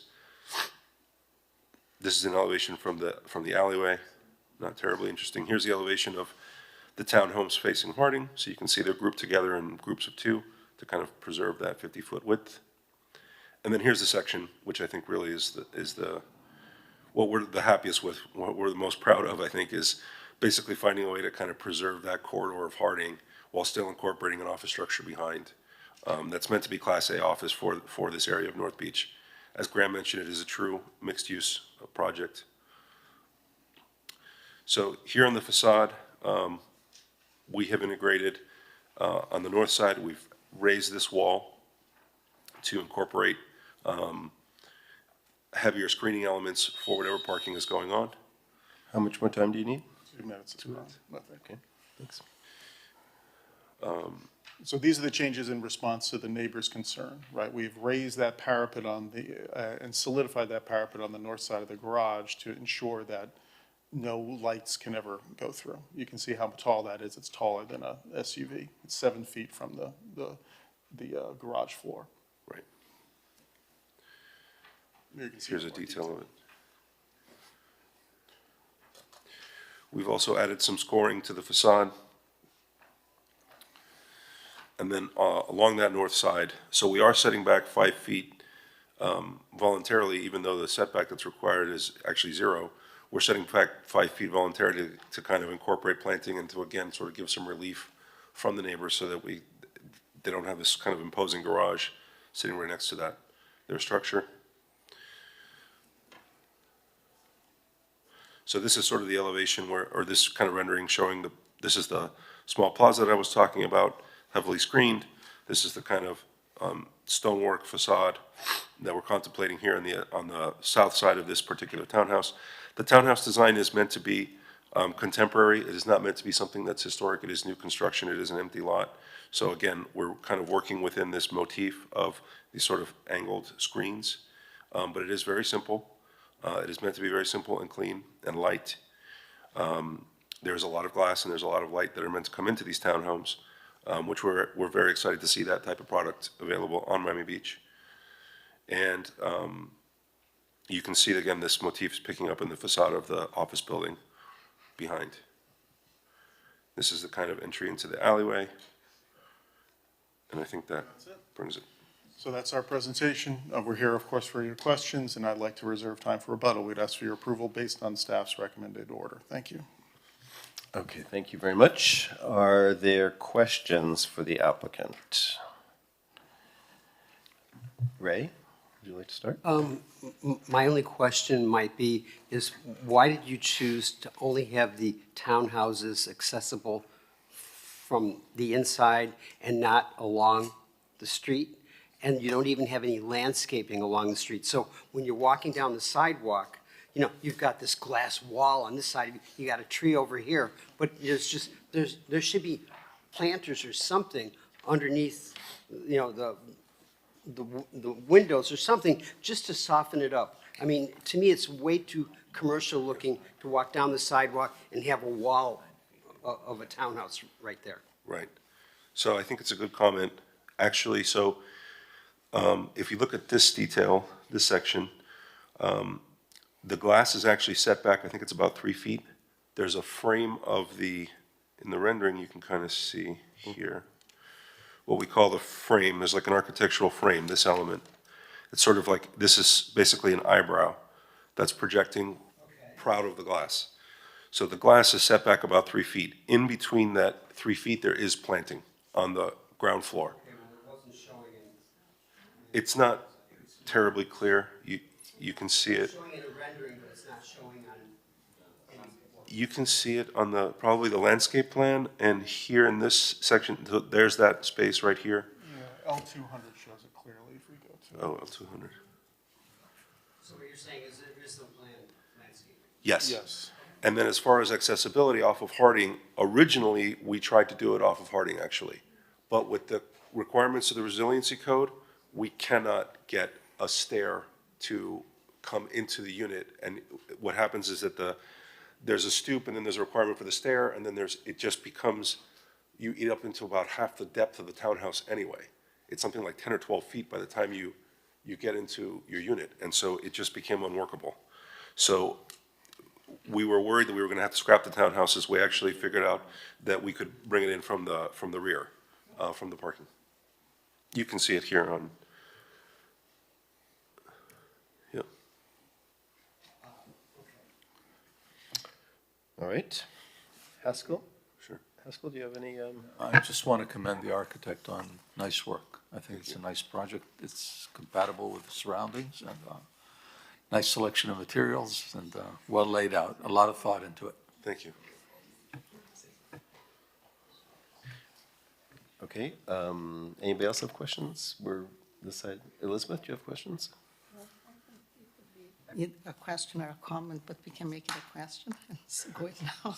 So since we're talking about the access to the townhouse, the townhouses, I'm just looking at your landscape plan, and it just happened to see, you see the front desk, and you walk in this lobby, and there is nice double doors to go into the office building area, but there is only a tiny little door to go into the townhouses. And I don't know, if I buy the townhouse, I would expect that when I get there and my guests would find something a little bit more interesting, grandiose than just a tiny little door stuck in the corner there. So it just would be a question suggestion to maybe rethink the entrance to the townhouse, because that's the only access they have actually for guests. Yeah. So we can look at that. I don't disagree with you that part of the issue is going to be the fire department and how they're going to interpret the egress. So I think we would prefer to have a direct access to the exterior as well, but until we actually meet with fire department and get a final reading and we submit for permit, we can't necessarily figure that out. It's something that we could work with staff on to get a resolution, but I don't disagree. You mean sort of this entry sequence in the front, right? Right, yes. Yeah. So I think you mean you're getting to your Yes. home and it's. Agreed. Yeah. Agreed. Were questions? I had a question, just to follow up on that, while you're thinking of your question. Just want to make sure.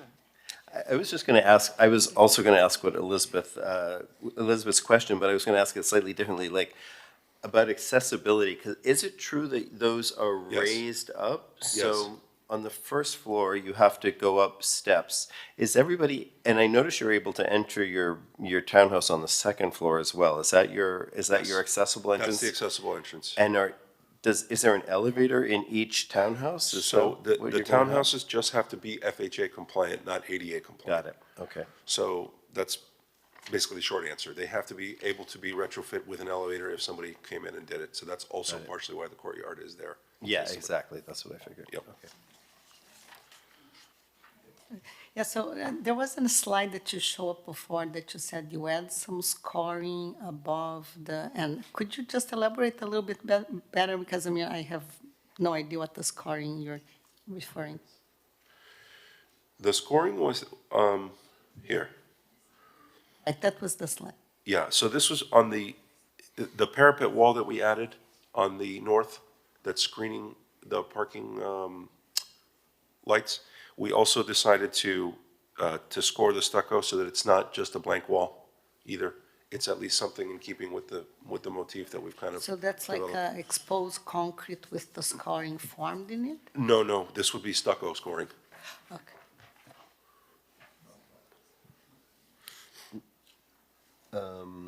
Anybody else have questions? Lindsay? No? Okay. All right, so if no more questions, yes? Last question is, are these going to be townhouses for sale or rent? Yes, condo. They're contemplated as, yeah, for sale.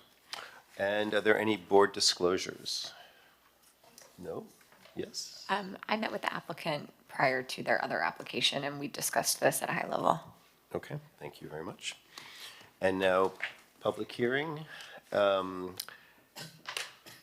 Let's go with public hearing in person first, and then we'll do public hearing on Zoom.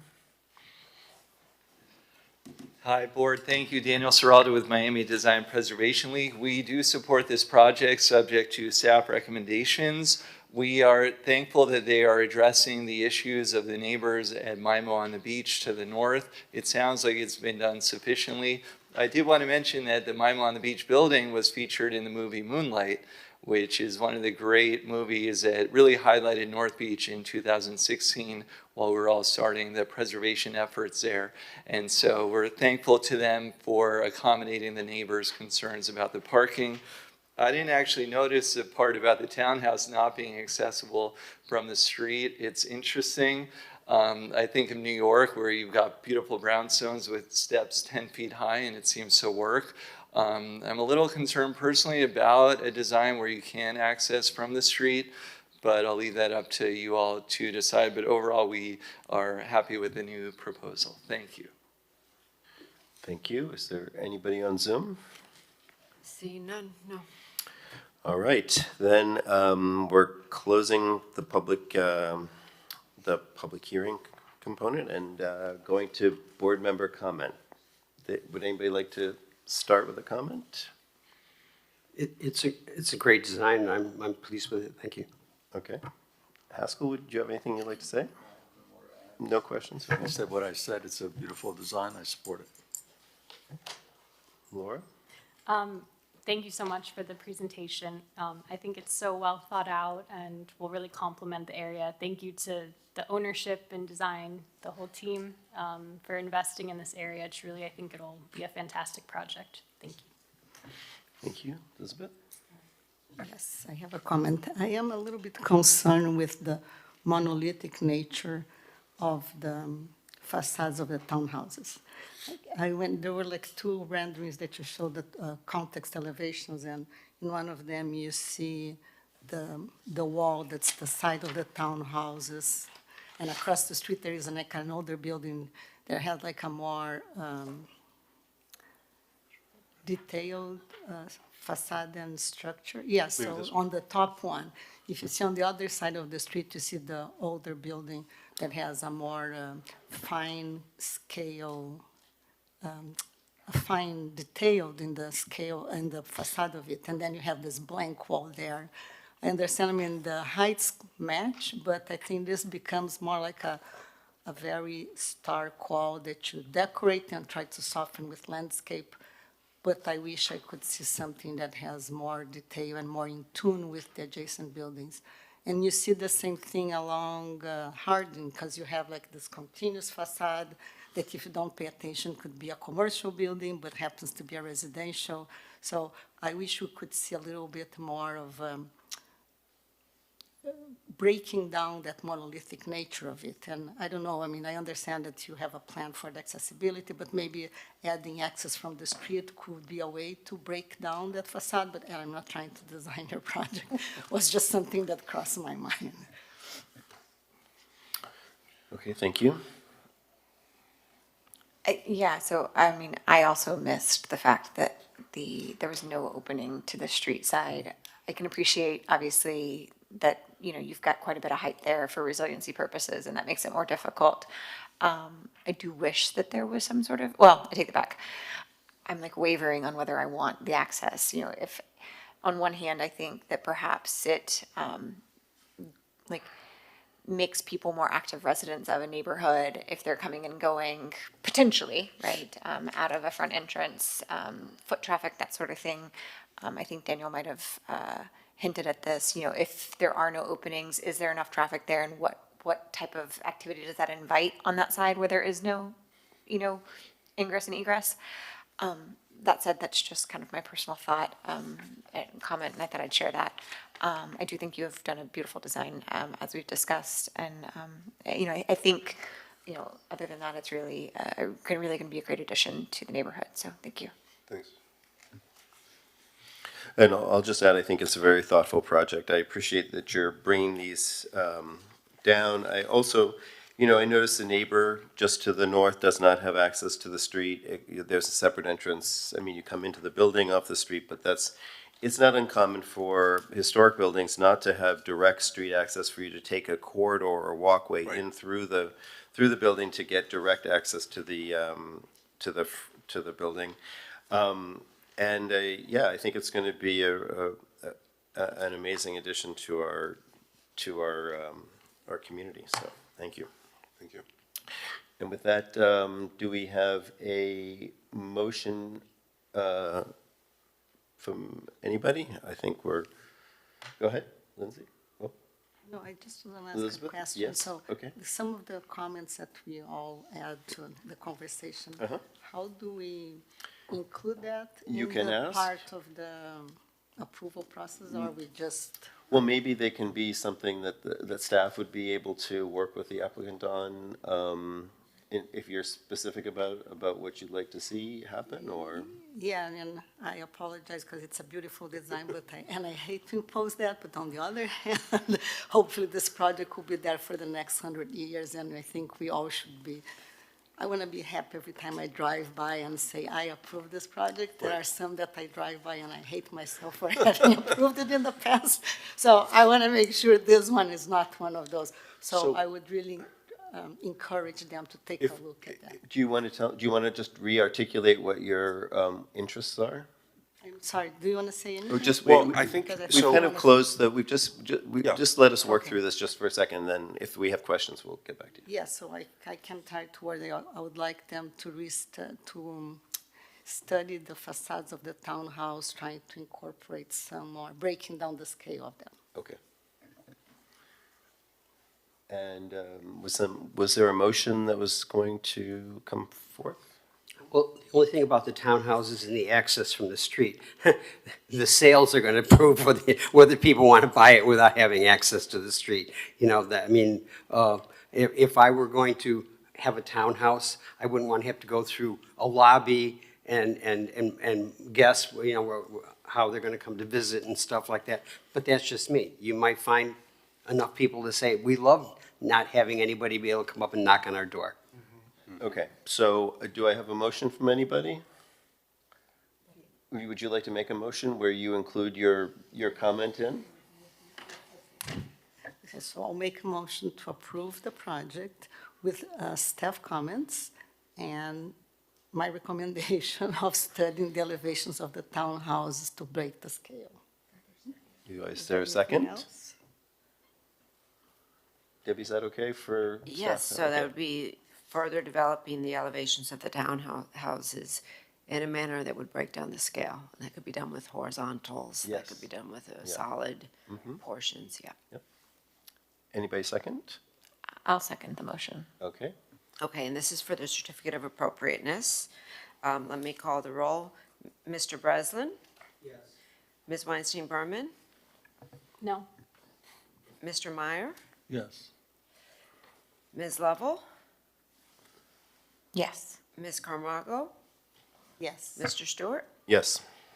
Okay, that's, Thank you very much. The- Do we have a variance? we have a variance. Oh, yes, we do need For that. the loading, Thank you, Mr. Chairman. for the loading spaces that they're actually providing across the alley. I'll make a motion to accept that variance. We've done it many times before. Okay, do we have a second? I'll second the motion. Okay, Ms. Lovell? Yes. Ms. Carmago? Yes. Ms. Weinstein Berman? Yes. Mr. Meyer? Yes. Mr. Breslin? Yes. Mr. Stewart? Yes. Congratulations. Now, thank you very much. I just wanted to clarify in that condition, I'm sure that's the intent, that we will work with staff on the revisions to those facades, correct? Unless the staff feels Thank like you. it needs to come back.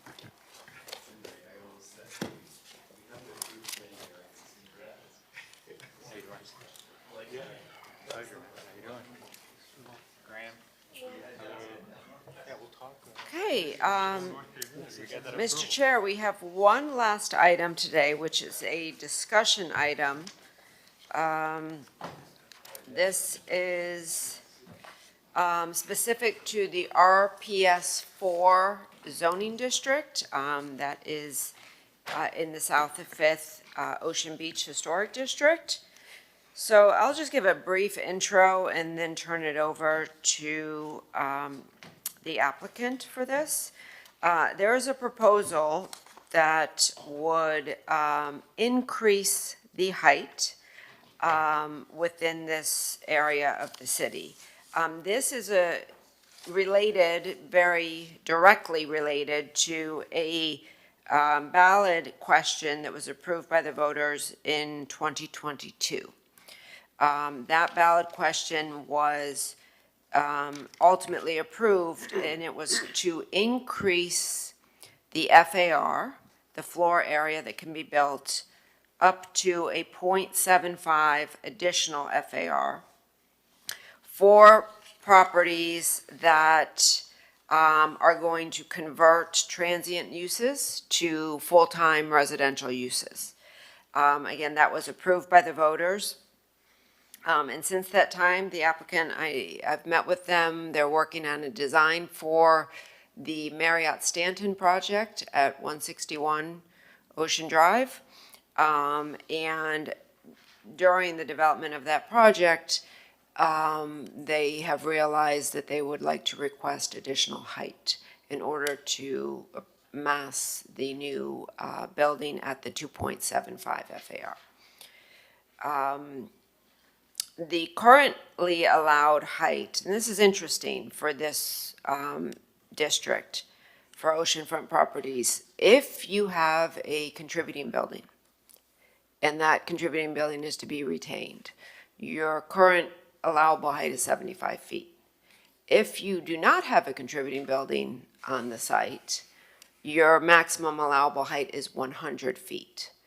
That's important to point out because unfortunately, this is one of the areas of the city that the state legislation recently adopted, allowing for contributing buildings to be demolished affects. So this particular area is impacted by the recent state legislation to retain contributing buildings.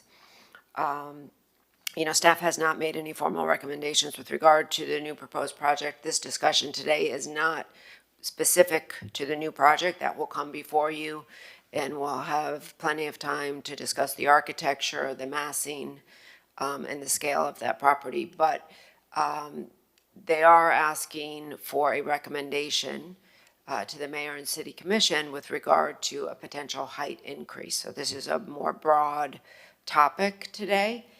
And the city commission actually, what was it, maybe 5 years ago now, adopted a resolution that said any height increase within a local historic district that exceeds 25 feet would come to this board for an advisory opinion. So this discussion, although it's a little unorthodox because it's not about a specific project, is at the direction of the city commission. So as you're in your advisory capacity only, this is not a quasi-judicial hearing, we're asking for you to listen to the presentation and then give a recommendation with regard to the height. You're not bound to give a recommendation, but that is the request today. Can I just ask you a question before we get going? So we're at the end of this, because we had a discussion last time and I was kind of a little confused where we were going with it. So at the end of this, are we being required or we're being requested to make a recommendation, like to vote on a recommendation to the commission? Would we do that? Yeah, ultimately, any height increase would require a text amendment, so that would go through the planning board process as well as the city commission would have the ultimate final decision on that. So this would be in your advisory capacity to issue a recommendation. You're not required to do that.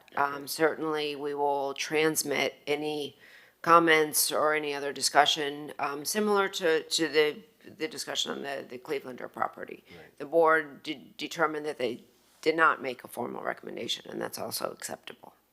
If we were to make a formal recommendation, we would have to vote as a board. Yes. To make that recommendation. Okay. Are we talking about just this specific property, or are we talking about an entire zone? This affects more than this one property. Mm-hmm. What does it affect? What's the R-PS4? Well, what's interesting is, and I have not read through all the legislation that is proposed, I will be honest with you. The RPS4, again, it's south of 5th, so from 1st Street to 6th Street? No, well, it'd be really 5th Street is where the development would stop, along the ocean. So these are oceanfront properties. Properties like the Savoy in Arlington are included in this district. But primarily what we have there are residential buildings. So the additional FAR is applicable only to, and what the voters voted on, if you're converting a transient use to a full-time residential use. You have several condominium buildings that were built in the 1950s, 1960s in this stretch. Those are all currently residential buildings.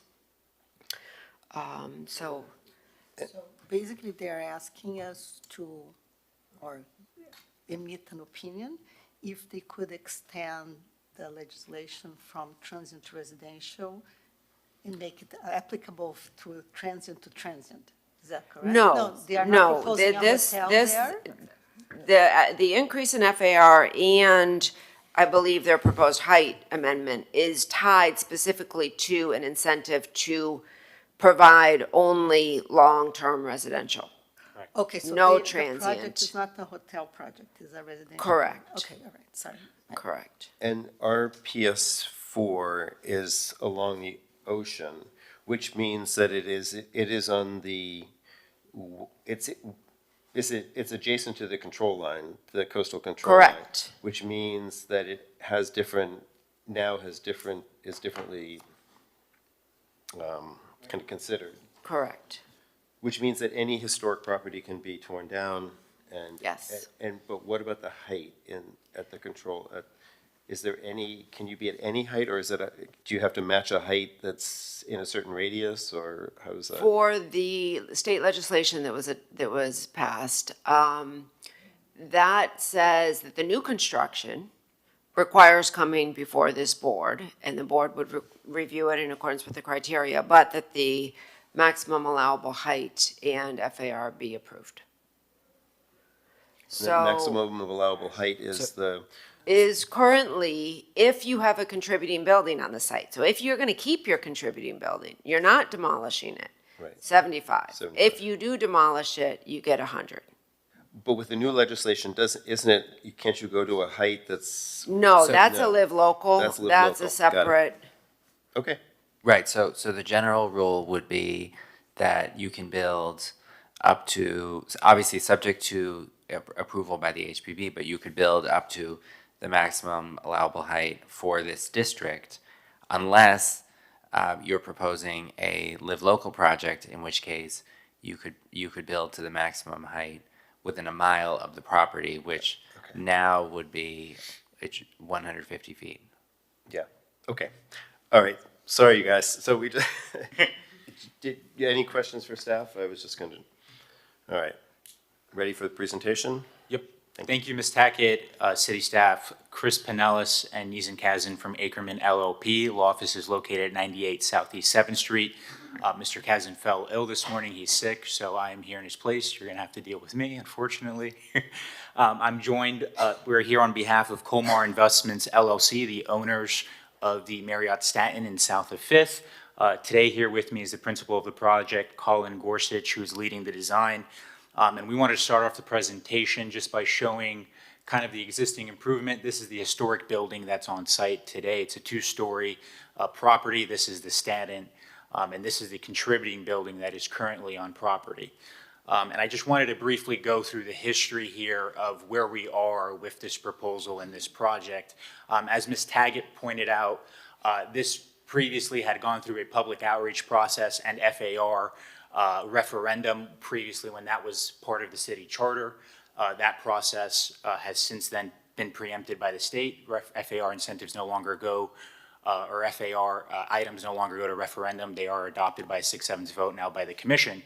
But this was adopted previously, and it was approved by 65% of city voters for that 0.75 FAR. And that 0.75 FAR, as Ms. Tackett pointed out, was to incentivize the transition of transient uses such as hotel into residential uses that are more compatible with the neighborhood.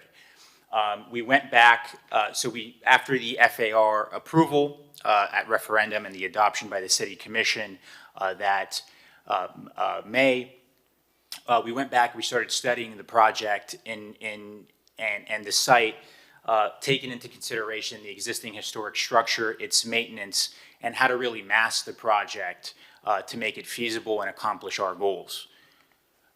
And this is the proposal, and it builds upon our previous legislation, and essentially it just adds, subject to the same conditions that were previously approved, it adds an additional height incentive, so we would have to go ahead and voluntarily offer a covenant limiting the rentals of properties. It would only be allowed for 6 months and a day. Longer than that, no transient uses would be allowed on site. We would have to maintain the existing contributing buildings on property, and there's a few other considerations and conditions that are included as part of the legislation.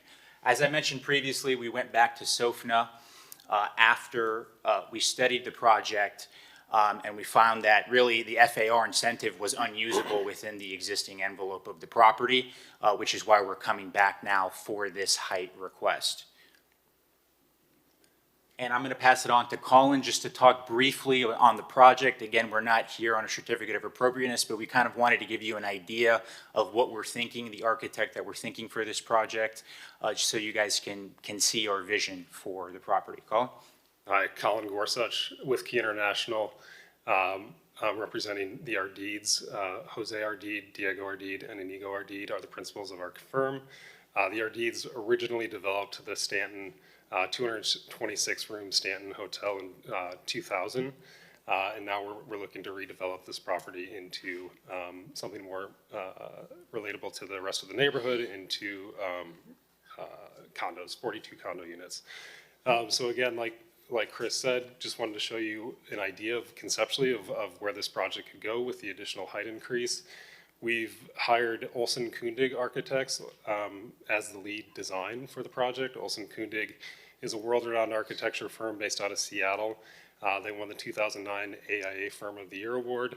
And they do projects all around the world, coastal projects like our project, and are known for modernism, but contextual modernism, where very site-specific projects that blur the line between indoor and outdoor spaces, really devoted to the idea of craftsmanship, to high design, to sustainability, to really, really well-crafted projects.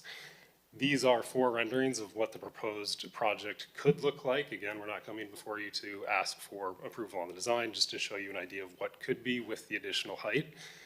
So this, again, 4 renderings that show with the additional height what this project could be. And we'll show you some sections after this that show how it relates to what is existing on the site today. The bottom left-hand image is showing from Ocean Drive the 2-story historic building to the left, which currently houses a Starbucks on the first floor. The building would be repurposed as part of the amenity spaces, lobby spaces of the residences. Also, right now we're conceptualizing this as a retail space or restaurant space on the ground floor. The idea with the massing is that we're trying to keep, respect the massing as much as possible of what exists today on the site. So the idea that we're on the front ocean facing side, we're actually matching the height of the existing hotel. And then we're taking the additional area, which through voluntary setbacks of area that we cannot fit because of the contributing building, taking that area and trying to flip it and put it on top, which is the magenta area, which you're seeing on top of the building. So essentially 67,000 square feet of voluntary setbacks, kind of respecting the historic structure, taking that area and relocating it to the top, which is about 65,000 square feet on top of the building. Again, setting back from Ocean Drive, so that if you flip back to the previous rendering, you can see the massing actually from the drive sets back, so the massing feels smaller than the, where we're asking for the additional height to put that mass. So yeah, in summary, this study kind of shows, the magenta, as Colin pointed out, is the FAR incentive, right? That was provided to us by the voters and supported by the community to transition the hotel to a residential use. Without the additional height and taking into consideration the setbacks and the existing contributing building, it becomes difficult to mass and place that additional FAR without the height. And here's a rendering of the height today. The top of the point is about 125 feet of the existing architectural treatment, and we're asking for 145 feet. As Ms. Tackett pointed out, there's a little bit of a dichotomy in this specific zoning district, where if you maintain an existing contributing structure, you're limited to 75 feet. Without an existing contributing structure, you are allowed 100 feet. What we're really requesting is that this board, from a policy perspective, incentivize owners who do want to maintain contributing buildings on their property and allow a little bit additional height in line with the FAR incentive that was provided, so that these projects can come to fruition and proceed. And I just wanted to provide a little bit of neighborhood context to show that the 145 feet in consideration of the South of Fifth neighborhood is not out of context. Kitty corner to our project is the glass building, which currently sits at about 215 feet. And then you have the continuum developments on South Point, which I believe are 300 something feet, Colin? over 400 feet. So contextually, you know, the neighborhood can fit the additional height. So with that, I'll ask to remain or reserve a few minutes of my time for any rebuttal if necessary, and we're also open to any questions that the board may have. Thank you. Okay, thank you very much. We have an option, because this is really not a proposal before us, to ask some questions now or to hear public comment if Daniel wants to say something, or anybody else, anybody on Zoom. Do you want to, just ask them? Yeah, I'm just a little confused. Is this the same hotel where Santorini's is? No, that's the Hilton Bentley. Okay. That's a few So streets. this is further south? This is- on the south side of Nikki Beach? Or north. North. It's right next to Marjorie Stoneman. Right, so the two-story existing contributing building is on Marjorie Stone. It's where the taco place is, next to the park. is Yeah, the I'm not two-story that familiar contributing. with south of Fifth, other than Santorini's. North of that. Okay, why don't you step up and make a I comment? promise to be brief, thank you. Daniel Serraldo with Miami Design Preservation League. So we didn't actually see any renderings in the application until I think they were recently uploaded. So, you know, we also are a little bit catching up, but I did want to share with you some points. First of all, we don't feel like we have enough information to provide a position on the zoning change currently. They've showed some context on buildings that are, you know, not particularly close, not particularly far, but this is a very important historic area right next to Marjorie Stoneman Douglas Park. When the ballot question was proposed, and I'm always involved in ballot questions, I can guarantee there was no mention of a change in maximum height. In fact, we have a resolution from the local HOA at the time saying their support is predicated on everything being within the existing height. So then they go to the voters, they have this new incentive, and then they, I guess, start to design it, and now they say, oh, we need double the height.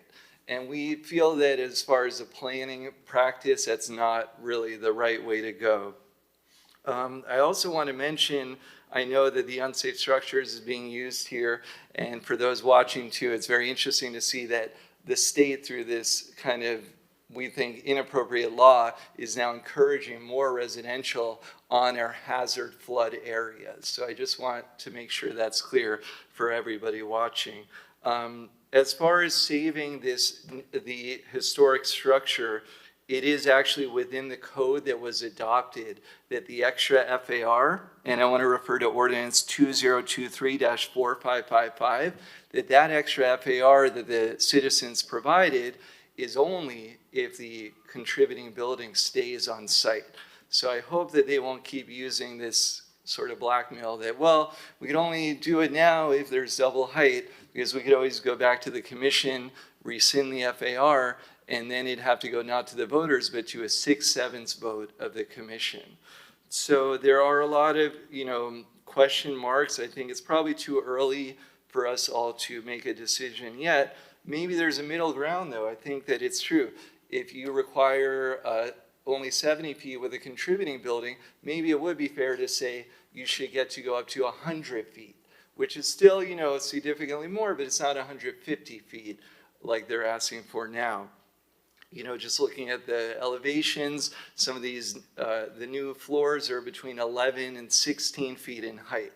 You know, I'm sure some residences like having 16 feet, but could it be built more within the scale of the neighborhood? We think probably. And so we hope there could be more discussions about this, hopefully come to a good resolution without really changing the overall scale of this very contextual beachfront hazard coastal area. Thank you. Thank you, Daniel. Okay, kind of open discussion. Anybody have anything they are striking them about this? I'll just start by saying it's interesting. I'm looking. Lindsay kind of alerted me to the zoning map. So the RPS 4 is only along the coast, and it's includes the icon and includes those really the 400-foot buildings that already exist there. And maybe, is there a history to how those, that was way before I was on the board, but Yeah, those buildings at South Point are non-conforming. Most of those, I believe, at one point, the city had unlimited height, unlimited FAR, and then the city was downzoned. I think that was it 1989? And there were a series of lawsuits. Several of those buildings are a result of the litigation against the city during that time. So they're non-conforming. right. Could not be built again, are not allowed as a new construction project in the neighborhood. Got it. Mm-hmm. Yeah, and the Setai, and maybe the Floridian, I don't know whether that was in the case there. But, so, let me just, to get this straight, so so right now, if they preserve the building, they get 100 feet. If they preserve the building, they get 100. If they preserve the building, they get 75 feet. I think Daniel made a very important point, which is, and these are two different things. The FAR has already been approved, but to get that additional FAR, the way the ordinance was written, they need to keep the contributing building, subject to this board's review and approval. But if they were not availing themselves of the additional FAR, they would be able to demolish the building and get 100 feet. Either way, keeping the contributing building results in the maximum of 75 feet. So, and let's put the unsafe structures ordinance on top of this. So, say they go the unsafe structures route, and with that, they would get the 2.0 FAR. So they would, automatically, whether they keep the building or not. correct. So they wouldn't get the 2.75. Mhm. They would get the 2.0 FAR in 100 feet. Okay, and if they kept the historic building, would that go? If they kept the historic building and changed it to a residential use, they would get the 2.75 and 75 feet. Okay. If they kept the existing building as a hotel use, they would get the 2.0 FAR in the 100 feet. If they they'd have to demolish the building at this point to get the 100 feet, but if they demolish the building, they get bumped down to the 2.0 FAR. Right, even under the unsafe structures ordinance. Correct. Okay. And this, obviously, we're talking about those three RPS4 chunks that are along the coast. Thank you, Lindsay, for the technical term. And in there, we have a number of historic properties. We have a mixture of non-historic properties. You guys showed the elevations in there. Can you put the elevation back up just to see the chunks? Just because you included, I know the. You want, Mr. Chair, you want this one? Right, but I believe that the first dotted building that you have there is like on the left. Mhm. The tall one next to your property is on the opposite side of the street, so it's Correct. not in the same zone. Correct. It's, we provided that for context of the general neighborhood. That's kitty corner to or So if we south. take that out, is there anything else that's on the other side of the street there? Are all the other dotted line buildings on the opposite side of the street, so not in the zone that you're talking about? Correct. All the Okay. dotted lines are on the opposite side of the street. The And ones they're- that are colored in are on our side of the street of Ocean. Okay, so they're not in RPS, they're in RPS 3 or CPS 1. Maybe CPS 1 for the, okay.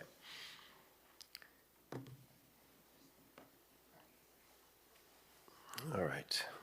That kind of, So, I mean, Mr. Chair, if I may, this height, few points, if I may address some of the comments made by Mr. Ciraldo. The legislation, while he is correct, when it went to referenda, was only for FAR, right? But few things have changed since then. Obviously, the state has passed the statute. We studied the program.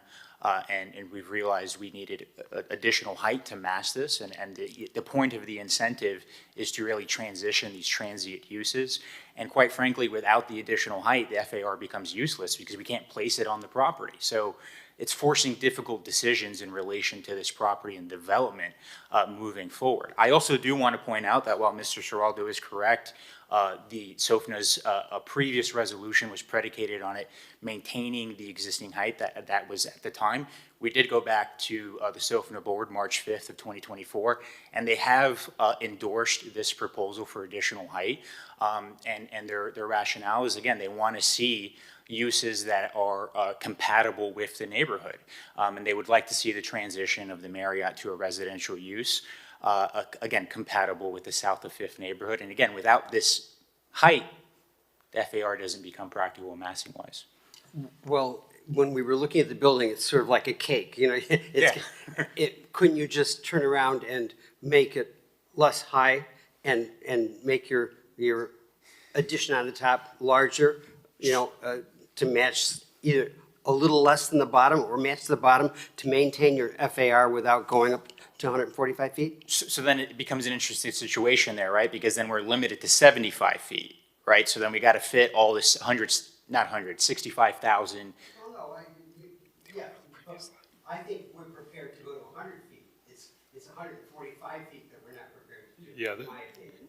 The issue is that even with 100 feet, we would have to go over the top of that contributing building, and we would really start to impose and overwhelm the contributing building. So I don't know if we Yeah, can we show. could go back.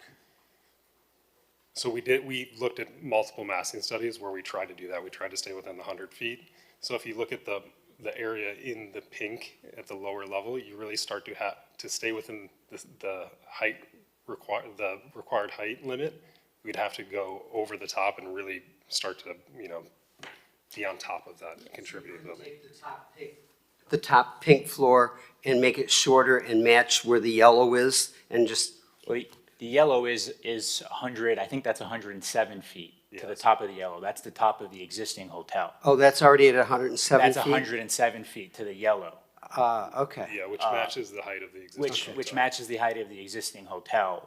The red that's shown at the bottom at grade isn't practical, again, because of the overhang that would happen over the existing Staten and also the front setbacks off of Ocean Drive. So what you're really saying is without going to additional height, what's been given as an incentive doesn't work for you? Yeah, quite frankly, the project wouldn't go ahead if we didn't get this. But I think we probably have to think about the fact that the maximum FAR that's allowable is just that. It's a maximum. It's not the only FAR that's allowable. Anything below that's also allowable. So your arguments that you have to have this is to have it. Nobody's saying you have to meet the maximum FAR. Yeah. It's like. So I just wanted to kind of put that out there because we're not deciding on this project, right. But I think if we're discussing this, we're discussing not just your project. We're discussing whether we actually believe as a board that we should make everything happen possible to increase all FAR, to allow any FAR to go to the maximum allowable, as opposed to just being a maximum that's possible if your site supports that. I'm trying to think of it in think of what you're saying and just kind of reposturing it a little bit. Yeah, and Mr. Chair, if I may address that, I mean, this also, from my perspective, in my opinion, right, we can agree to disagree, this would also serve as an incentive for the preservation of historic structures. Because you have right now a state statute on the book, right? You're limited to 75 feet if you maintain the contributing structure, and then you're allowed 100 feet if you get rid of it, if you demolish it. What we're asking, and I think the posture of this application and you know, the way that I'm looking at it is it truly, subject to the conditions already on the books for the FAR incentive, would also incentivize the maintenance of contributing buildings in the RPS 4 district. And I also want to clarify that this zoning would only be applicable to transient uses within the RPS zoning. So there are residential buildings that already exist. They can't take advantage of this incentive because they're already residential uses. So this would only incentivize existing hotels in the RPS4 district to transition and maintain any existing structures that they have on property. Do we know what those properties are right now? Well, I think we need to get that. I mean, we're not really judging. We're just kind of having a yeah. discussion about this as an idea. And go ahead, Lindsay. Well, I was going to say, I think Debbie mentioned a couple of them. So the Hilton is in RPS4, the one where Santorini is. The Savoy. The Savoy, Arlington, which are two separate buildings, but one property. There's another, there's, most of the buildings here are non-contributing, but there's another, I think it's a two-story Art Deco contributing building between 3rd and 4th Street on the ocean side. I don't know what the licensed use of that building is. I'm not sure if it's hotel or residential. I think it's a condo hotel. Okay, so if it's a hotel, it would, it would be eligible for the incentives. So Debbie, In my opinion, and we've been through this before, where people come, like, let's take the last project with the decoupage, not wanting the tower built to the height that they could build to, and they came to us asking for us to make it shorter. That's not our job. That's the commission's job. And in my opinion, I think that we should leave this decision up to the commission and we stay out of it. I was going to, go ahead, Lindsay. Sorry for the crosstalk, but I mean, I think the point is, and I don't know that I'm ready to take a position one way or the other, I'll say that. But I think the point is that the commission, or, they're coming to us, and I think the commission arguably probably would too, seeking our input as the people here that they've designated to help them preserve historic architecture in the city, and balance that, balance that with, competing interests. I was going to kind of go there too. Maybe, did you want to say something? Yeah, I just wanted to add, in 2021, the commission adopted a resolution requiring height increases over 25 feet to come before this board for an advisory recommendation. So I think the expectation is that the board will make a recommendation. Okay, and go ahead. No, I was just gonna like to add that I think it's important for us to understand which other buildings would be affected by this if it's approved, let's see. So we understand what would be the impact in the neighborhood and the street landscape, and the impact on Ocean Drive and the beach and everything. Yeah. And I think, I don't, and I was going to ask Debbie this question, because I don't have anything intrinsically kind of like one way or the other against this proposal or not, but I do have a question of how we would best preserve historic properties and kind of what strategy would we look at from your perspective to do that. Just thinking about, yeah, go ahead, thinking about.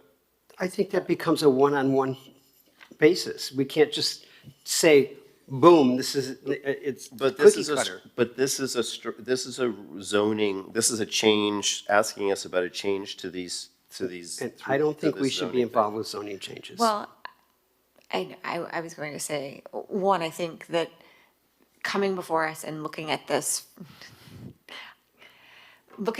at a zone level, right, is one of the things that we ask of the applicants, and not literally, but we ask of applicants to try, we want to avoid the spot zoning, this, that, and the other.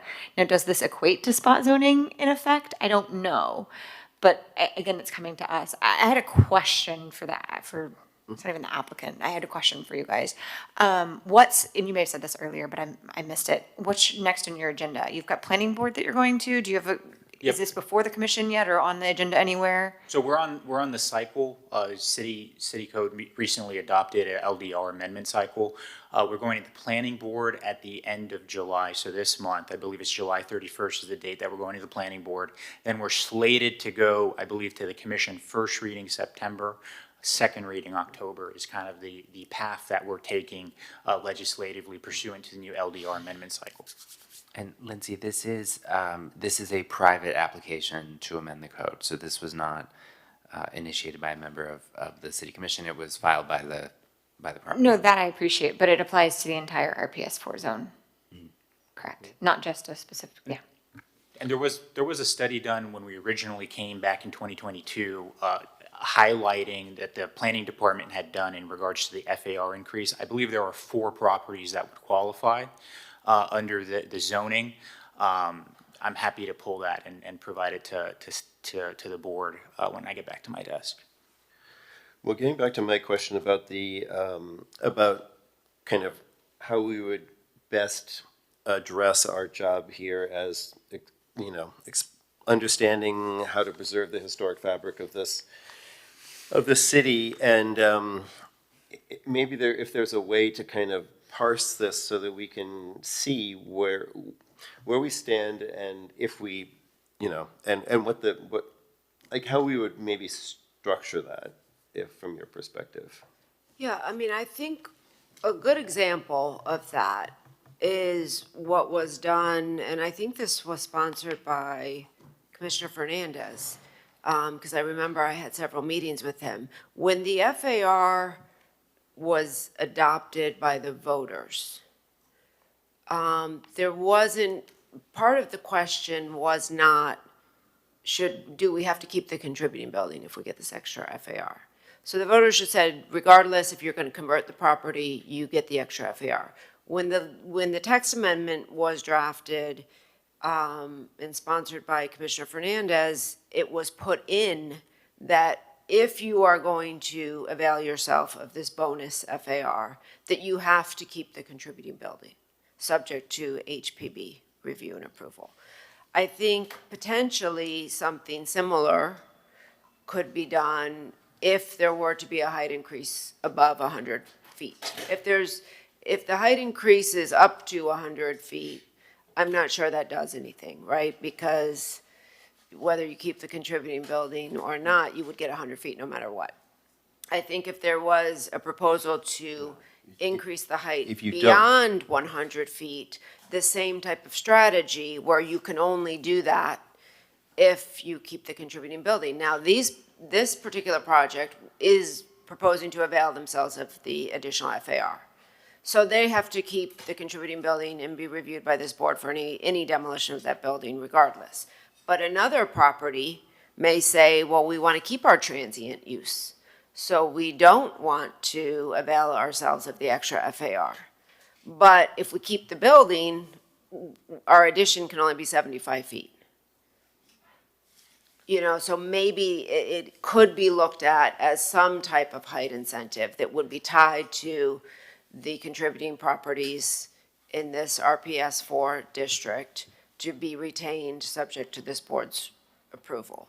There are only, I believe, the 2 other properties, which would be the Savoy Arlington site and then that Art Deco building between 3rd and 4th Streets. I believe, Jake, is that correct? Yeah, those are the only contributing structures in this area. So if they keep the contributing building, they get 75 feet. If they do not keep the contributing building, if they tear it down, they get 100, no matter whether we do anything. But so if we insist that they keep the contributing building, because they'll have to get the extra, I mean, they have to keep the contributing building to get the extra FAR. So now we're really just saying, like, is 145 feet the right number? Because somebody pulled that out of the sky, essentially. And maybe we can, well, maybe there's can you guys tell us how you came up with that number, 145 feet? So, yeah, site-specific to our project, we looked at multiple different massing strategies of how we could locate that without impacting the historic structure. You know, essentially you could take that, if we look at, I don't know if we want to pull this diagram up, I think it's helpful. So we are essentially showing 4 levels above the yellow, which is the existing height of the Stanton Hotel as it exists today. You could say, you could stack, to maximize our FAR, to be able to make this project developable for us. We would take you know, 2 of those floors, actually, you know, two of those floors match the massing of the yellow mass. And so we would still be going above the height. But for us specifically, we didn't see that as, you know, a positive, because now we're impacting the street we're going higher on the street front. We thought Why it was didn't you better do to another setback of the, like, just take 2 floors from the top pink level that are on the west side and put them on the ocean because you get more ocean view? Why didn't you make it 165 feet? We were trying to stay as close to possible as the existing hotel because we thought. No, I mean, okay. Just one question. How many levels, how many floors is the new addition? So so it's 12 feet, or 12 stories in total. 12 is stories. proposed. And that, we talked about floor to floor height. That's 11-foot floor to floor, which is a 10-foot clear height, which is. And Mr. Chair, I think what you're asking is how did we reach 145, right? I mean, and the reason. Because it could be higher. Right, it could be 200. It could be set back more, it could be any number of things. Right.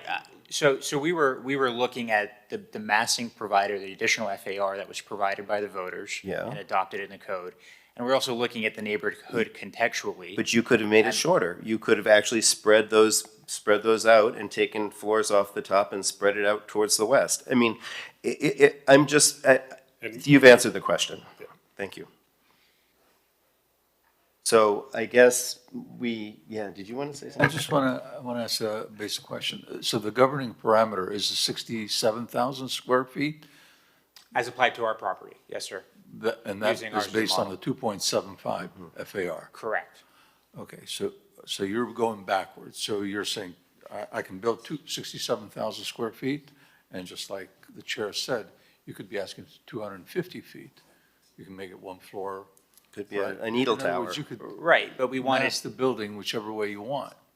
Correct, but we wanted to have. Well, you could have made it lower. We could have, I mean, yeah. I'm just saying, you decided on a design, and then that ended up, which was a little arbitrary. I mean, it obviously had to have, you were trying to max out the FAR, and the design then determined the 145.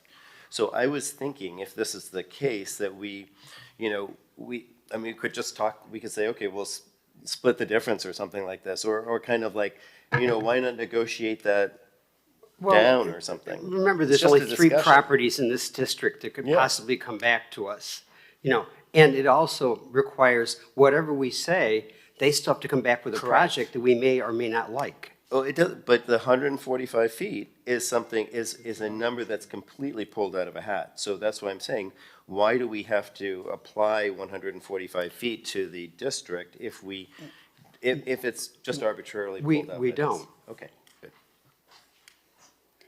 That's what they're That's asking. the only thing we're being asked to do here. That's all I'm saying. Well, Mr. Chair, I mean, we could have came with, to your point, we wanted to make a request that was reasonable within the context. I of the understand where you're neighborhood. coming from. I'm just saying Yeah. there are many reasonable options. Understood, sir. I think, if I could just weigh in, I think the state legislation has put the city and the HPB in particular in a very awkward position where there are significant development incentives on the table, and it's sort of over the threat of demolition. So I think if the board is uncomfortable making a specific recommendation on a number, you could make a more nuanced recommendation to say, we recognize the need to make the FAR increase work, but perhaps the exact number is, we don't have enough information to recommend a specific number, and that you would hope that any projects that are submitted take into account the context of the district. And remember, we don't have to accept the project when it comes to be presented. So I have a comment or question. I appreciate Nick's attempt to kind of split the baby here. I mean, my question is, and again, like I said, I don't know where I fall on this, but does a halfway recommendation get you anywhere? Because I don't know that I would want to just make I defer to someone else recommendation rather than not making the recommendation at all. It's an interesting question because we're being asked for a number, and any number is, all I was trying to do was point out that the number that's in front of us is pulled out of the air, pulled out of thin air based on one design, but it's going to apply to a lot of projects. And I think that, it also is based upon the idea that that this one project gets to achieve its full FAR. And that's, you know, I mean, and when this legislation came through, not every site could accommodate the full FAR within the height, including with the height restrictions, including this one. So we're being asked to kind of weigh in on a height, and I would only say that I would think if we were splitting the difference, like 120 or 125 would be better than 145. Well, that's what. But I'm not saying that's the number. I'm just saying, like, this is what we're being asked to kind of do. Yeah, and kind of to that point, I mean, you know, perhaps a number like 125 would be more palatable, not only to this board, but I don't know that you can say that standing here. But I'm taking the 145, again, as an arbitrary top point. So that's where, do you think, yeah, go ahead. I think no matter what, we have to go to 100 feet, because, I mean, that makes all the sense in the world, for what can happen between maintaining an existing building and tearing it down. So, well, 100 but feet they get is 100 they feet tear if it they down. demolish it. yes, They but get now we 100 want feet to give if them they tear 100 it feet. down. We want to definitely give them 100 feet if they retain the building. Yeah. I mean, we definitely want to do that, because right now they can only 75 feet. But I don't know that is, I don't know that incentivizes it because, well. Well, but if they are changing the use, they get the incentive of the FAR. Right. So there is one incentive, but it has to do with keeping the building and changing the use. So, but I think, I mean, if we give an incentive, we should also give the means for that incentive to take place. And if a 2.75 FAR cannot happen with the designated height, the allowable height now, we need to fix that, because otherwise the incentive has no use. Well, it may not be a full 2.75 FAR that's available. I mean, obviously, they can get a certain amount of FAR at 100 feet. I'm not saying that 100 is the number, but maybe 120 feet with a different configuration. And I guess that gets to another question, and maybe others would want to weigh in on this, like Daniel or others too, but what the role of height in historic districts, and particularly in terms of our historic districts, in some cases, being very consistent in height. We looked at, we had some examples today that were not that consistent in height, but we also have historic buildings that were tall, we have historic towers in Old City Hall, we have other buildings. So maybe height isn't the defining character of our historic. I'm trying to look at what we're working on here. I mean, I think it's an evolving characteristic, right? I mean, but at what level of evolution are we at this stage, I guess is the question, right? Can we go back to kind of the elevation, I guess, essentially, that you showed that had the dotted lines that we were talking about earlier? Yes. And that where you have the Stanton, that's the height of the proposed project, correct? Yes. Is there a reference on there to what is existing? If you go back. No, to but we could this show section. you that. This is what's existing. The Okay. top of the architectural treatment that you see to the left of the screen is about 125 feet. The building as it's developed today to its top floor from DFE is 107 feet. So again, I mean, we're coming here really to ask, look, the number from our perspective, Mr. Chair, your point's well taken. It is something that we've studied, and it's the lowest that we've decided it's in terms of height to fit that additional massing in our design. So it's not something that we've taken arbitrarily and say we want to get to 100. Well, that's pretty arbitrary. It's your design, and it could Understood. be designed differently. There's not a setback And requirement. Mr. Chair, I mean, ultimately, right? So, just saying. Yeah, there is a number. I mean, ultimately, the decision I think that needs to be made is, are we going to incentivize the maintenance of the contributing structures and provide additional height for these projects to move forward, or are we going to provide the status quo, which is a disincentive? Well, the question is, those aren't, just to be fair, those aren't the only two options. That's a very black and white way to look at it, because you don't have to get the entire FAR in order for the project to be more valuable. It's your decision, obviously, you guys are the businessmen. I'm just saying, from our perspective, there are shades of gray in there. It's not just, this doesn't work, and, just. And Mr. Chair, absolutely, I'm going to. It's okay, yeah, Ray? Mr. Chair, it seems like everything goes by 25 feet. you know, 75 feet, 100 feet, you know, there's some areas that they get 200 feet. I would make the recommendation that we make a recommendation to the commission at 125 feet. Can I say something to that point? And that's it. No, just wait, let's just hear this That out. may, and I'll let you- I mean, to me, you're giving them the extra 25 feet above what they could get if they tore the building down. It's an extra incentive to keep the building, which right now they're allowed to tear down, thanks to Tallahassee.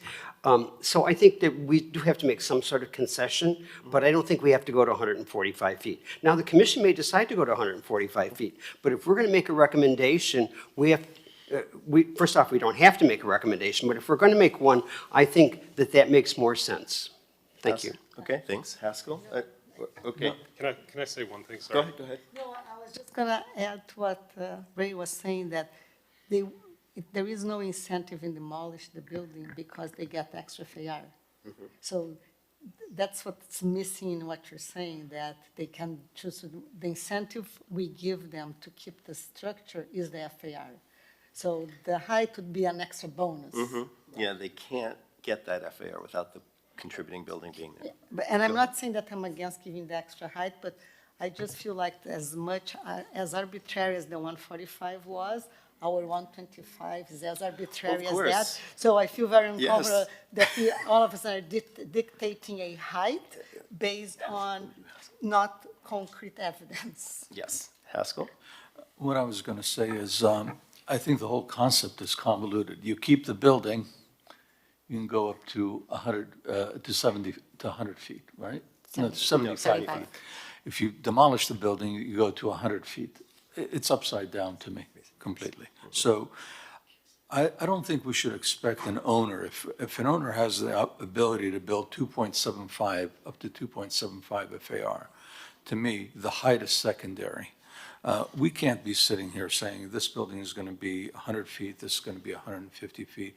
I'd rather see architecture come into play. And if you want to build a 200-foot story, 200-foot tall structure as opposed to a 100-foot that's compact, I'm better with architecture that lends itself to a 200-foot. So for us to say, well, we're going to cap it at 120 or 150, I think we would have to go back to 100 feet and say that's the maximum if you have 2.75, because the number that you have chosen is arbitrary. You can choose any number you'd like. Wait. Lindsay? So, okay, arbitrary or not, that's totally fair. I just want to make sure, 'cause as I understand it, so please someone correct me if I'm wrong, and I'll allow them to correct. Yeah, you can correct me if I'm wrong. But my understanding is the incentive for preservation is the additional FAR. But as things stand now, that additional FAR is not usable for you because you don't have additional height in order to incorporate that FAR. Am I saying, I mean, everyone seems to be shaking their heads on both sides of this, right? So I mean. Some additional FAR, I mean, all of it is not available. Okay, Some, is much any of it it's available? Yes, some of it's available. Portion Not of it. all of it. If we go to 100, maybe 5,000 feet. I mean, the design without the height is, the FAR is not usable. As designed? I mean, is there another iteration of this? I mean, we're trying to work with you guys here, right? So I mean, you know, and so maybe for the designer, you know. And I think it's not usable because it would impose on the historic structure, and anything we would come to you with would be enveloping the historic structure. You would. And because of the applicable setbacks. So there's other zoning characteristics that we've taken into consideration when doing the massing. And this is basically, if we do it to 100 feet, which is the allowed, let's say it's not 75, let's say it's 100 feet, we're still missing out on 65,000 square feet of additional FAR.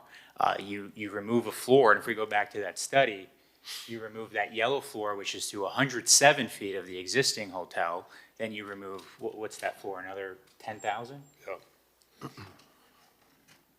And there's the whole FAR incentive right there. Could you go to the rendering? So, Daniel, did you have something you wanted to add? Yeah, if I could just, it might be helpful it might be helpful to the board to see the study they did when it was sold to the voters. I know, and I guess it's not in their presentation anymore, it did have a portion of the building hovering over the contributing structure. You know, I personally, I didn't see any issue with it, but I guess now it's no longer for consideration, but good discussion overall. Yes. Yeah, but that's something that we also need to consider. What's worse, to have the new building hovering over the existing structure or giving them a couple of extra floors? So I'm not sure what will be the best result, but I think because we're talking about specific buildings in a sense, we're talking about a few properties, I think if we would have some massing studies of the implications of the change in those three properties to understand the impact, it would be much easier for us to make a decision and a recommendation. Yeah, I don't think I'm not sure whether it'd be easier, but I do kind of really find those buildings like you see them on Collins up in Surfside that are kind of hovering over historic buildings, and you just really feel like I prefer what these guys are proposing for the historic building having its own kind of lot, even if it's maybe air rights or some breathing room or something. I don't know. If I could, so. Yeah, please. We've met a few times, and they did show us a proposal. I think some of the earlier proposals were at the 75 feet, say, maybe 100 feet, but I think they showed me one at the 75 feet, maxing out the FAR. And it was not something that staff would support. It was not something that staff felt had any sort of reasonable expectation of approval. It was really imposing on the contributing building, like either cantilevered over or structurally tied, and then, you know, going up several floors above that, and it had a very negative impact, not only on the building, but the district, because it looked very foreign. So, you know, we haven't seen anything like, okay, what would it look like at 125? What would it look like at 110 feet or 130 feet? But when we've looked at, okay, let's try to design the maximum FAR in the envelope we have today, it was something staff was very concerned about. Excuse me, can I say one more thing? Sorry, just about. Sure. The height in general. So I'm a licensed architect. I don't know if I said that as well. I practiced for over 15 years. Well, I'm now in the development world, but just understanding kind of the idea of an arbitrary height of 145 feet. For this project specifically, it does allow a lot more architectural opportunities in terms of how you mass the building. Now being on the developer side and seeing how, if you gave us 125, I would fill that out and try to max that out as much as I could, right, to make the pro forma work. So I do think architecturally there is something very accepting for everyone, that you're going to get a much better project, because we can do, if we look at the renderings again, things like stepping, things like, you know, massing, being sensitive to the street, being sensitive to the ocean, being, you know, and I think just overall, the team that we're hiring, that we're putting together, that's at the forefront of our mind. You know, the idea of creating a really great project that's really well respected in this neighborhood, that people want to come see and look at architecturally. That's our motivation here. So I think the 145, I think that gives us some flexibility architecturally to have a little more, you know, play with what we're able to bring to the neighborhood. Yes, on your site, I understand that, and that's how you came there. But we're talking about it for all three of those sites. Lindsay, did you want to say something? So I was going to say I'm reevaluating, and I'm going back to what Nick said earlier, and I think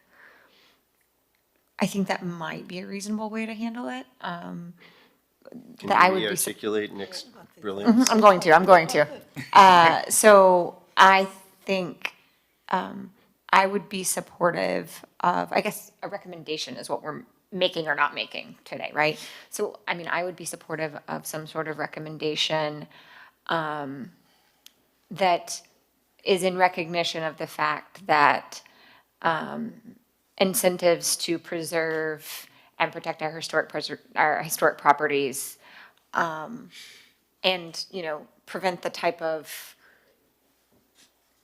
arguably preservation that we might not want to see, which is what Debbie mentioned, the things that we wouldn't be supportive of necessarily, or like to see where it's cantilevered over or tethered to the existing building. You know, I think I might be supportive of something that, a recommendation that says, we recognize that added height for certain, you know, properties makes sense in order to maximize the FAR, and we recognize that the residents are supportive of or in favor of converting the transient unit uses to residential without necessarily putting a number on it. I know I said I don't know that I like the splitting the baby, but rather than put a 145 on it or 150, but transmitting a recommendation that we support it, you know, in context. And what that final number is may be better left to, you don't like it. Okay. I'm just thinking, That's fair. like, I'm just, every single, like, zoning application has an FAR and a height, I think. I mean, those are kind of the two, yes. No, I mean, just that we don't put a height on it, We that, don't, that but they, that someone should. But that- if we're not thinking about the historic district, then, like, who, I mean, we deal with this all the time. So I had one other question for you guys. What is the current FAR of the existing building? What's the FAR you have now? 2.25. Oh, the existing The building. existing hotel. The existing hotel is 2.25. 2.25 of the existing hotel, and with the historic property. Correct. Okay. So, I don't know. So Lindsay, do you want to, because I kind of think we should take a stab at a height. It's just a recommendation. I think making the point that the height that we're starting with is arbitrary and the height that we end up with is also going to be arbitrary, but every single height is essentially arbitrary. I mean, you could design these things in a number of different ways. So,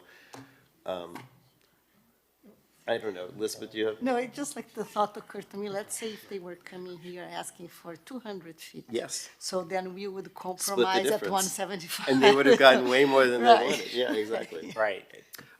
Yes. Are we incentivizing bad behavior? I just, Mr. Chair, I just had one thought, which is, Yeah. I think at a minimum, the board may want to consider sort of reconciling that glitch between the 75 and the 100, so that, because the existing code creates a sort of disincentive, so you may want to, at a minimum, address that. And then, Debbie, I think, did you want to, did I? Yeah, and I mean, in terms of a specific number, that's really up to the board. That's very difficult, you know, unless you're looking at a specific project to come up with an exact number. I think you could put a ceiling on, or you could say an approximately. If they're saying they need 12 floors to max out the FAR, and again, I have not reviewed the project, so I don't know if FAR could be distributed somewhere else on the site at a lower level or not. But I think you could, you know, that's, I think, a reasonable starting point if, what is the square footage of your floor plate? Typical. The top floor plate or the? The tower. The tower at the very top? While they're thinking about that, it's also possible to make the points about the kind of the importance of historic buildings being preserved and kind of without overhangs and then just deal with whatever comes before us, you know, in terms of, like, don't set the height, but just set what our personal, because I think our priorities really have to be for the historic buildings that are in this district, and that everything we want, really our primary goal is to get them to be independent, visible, and usable, and preserved. And maybe if we made that as our primary goal, then we would get somebody coming in with 145, but making sure that the building still has its own site and its own kind of, space. And maybe we do it more kind of like how the building is experienced and how it's, how the context of it in the street works, or in this case, next to the park, that's maintained. And that the height, maybe it's going back to Haskell's point, like the height comes to us in different cases. Right now, we're only talking about 3 properties, but somebody's going to take whatever we do and take it to another district and Of say, course. well, but they did this here, so now we want this. Well, this is the highest zone, this is the Right. most dense So, zone of the city. I liked where Lindsay was going, like, we recognize the fact that we definitely have to go to 100 feet, and that we recognize that maybe there's additional height that will be required, and we could possibly back that on an individual project or based on whatever the commission comes up with. But we definitely say, we recognize the fact that more height has to be allowed. For my benefit, just so you know where I stand, if we go above 125 feet, I'm a no vote. Can we say that additional height beyond, let's say, the 100 feet can be approved based on the specifics of the project, and it's our board that would approve that? I'm sorry, Because, Elizabeth, I I'd didn't hear rather you. I'd rather It's a difficult guardrail to kind of, Yeah, I know, I'm it's just- just kicking the can. We I have think. that it's bringing back language, to and us. we do for have us. that language, Elizabeth, in a few districts, that when dealing with contributing millings, I think in North Beach, in Collins Waterfront, in North Beach Resort, it says the maximum height is 120 feet, but the Historic Preservation Board can approve up to the 200 feet if the height is within context of the surrounding district. We do have that language. Does that qualify as a variance, or is that just No. within our discretion? No, if the code is amended to give the board discretion to approve additional height, it would be subject to your review criteria like any other aspect of the project, but it would not be a variance.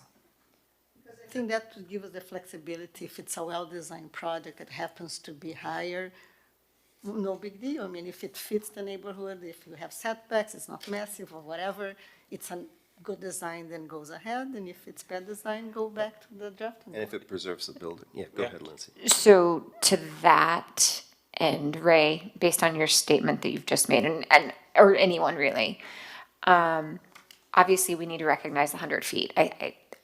Ray stated that, I agree. I don't know if anybody disagrees, and if you do, like, let's talk about that. But let's recognize the 100 feet, but then I like the discretionary aspect. That allows, and we would evaluate that in accordance with the criteria that we evaluate any sort of certificate of appropriateness or project that comes before us. And we could determine today what our recommendation is in that number, and perhaps, given the project before us needs 145, we could say up to 50 feet, but that's, 100 feet with a discretionary 50, depending on the project itself. Would be open to that idea? I'm curious. I like Debbie's idea of not making this new, of using an existing example, like we have this in another district, and because I'd rather have it be consistent among, at least that's showing us, we're looking at the precedent in our own historic districts. We're not making this up from scratch, so. And that's. If it's 100 feet up to 220 feet and up to 200, like discretionary up to 200 feet or whatever. Well, I think it would vary based on the district and what the heights Of are in that course, district. but that model Right, is. no, and so I asked Debbie to pull it up for me so I could take a look at it. But I mean, that's kind of where I was going, is that we recognize that the incentives as they stand right now are, like Nick said, they're somewhat disincentivized for preservation. And so in order to incentivize preservation, one, we want to recognize the 100 feet, step one. Step two is that, and in order to allow, and I don't know if we would say that in order to allow, but for purposes of our discussion, in order to allow them to utilize the incentives that are made available to them, that the board would have discretion for another 50 feet. And my suggestion would be to like mimic the language that exists in other districts. And that's why I wanted to see it, because I'm ad-libbing a little bit here. Yeah, I can read a similar section, which is in the RM3. And it says, and this deals with additions to existing buildings. For existing structures greater than 5 feet in height, the maximum height shall be 5 stories. For existing structures greater than 5 stories in height, the maximum height shall be limited to 10 stories or the height of the roof line of the main structure, whichever is less. At the discretion of the Historic Preservation Board, the maximum height of the ground floor addition may exceed 10 stories if the existing and surrounding structures are greater than 5 stories in height, provided the addition is consistent with the scale and massing of the existing structure. So that's the section that gives the board. So this says 10 stories is your maximum height. At the discretion of the Historic Preservation Board, depending on the context, it can go up to 200 feet. Sorry, no, I was just gonna clarify, 10 stories, right? But that doesn't put any height on it. Each story could be 15, 16, 20 feet high, correct? And it also doesn't say anything about the nature of the historic building or how it's treated. That was a So I different think- situation, a different district, but I think we can use as an example or as a model for what we're trying to do, and instead of talking about number of floors, talk about height, and include the historic aspect of the existing buildings to the verbiage we are trying to build on. I think we have to also work within the framework of what quote-unquote incentives exist right now, right? And the incentive is 100 feet. As far as demolition versus non-demolition, and that's what exists right now.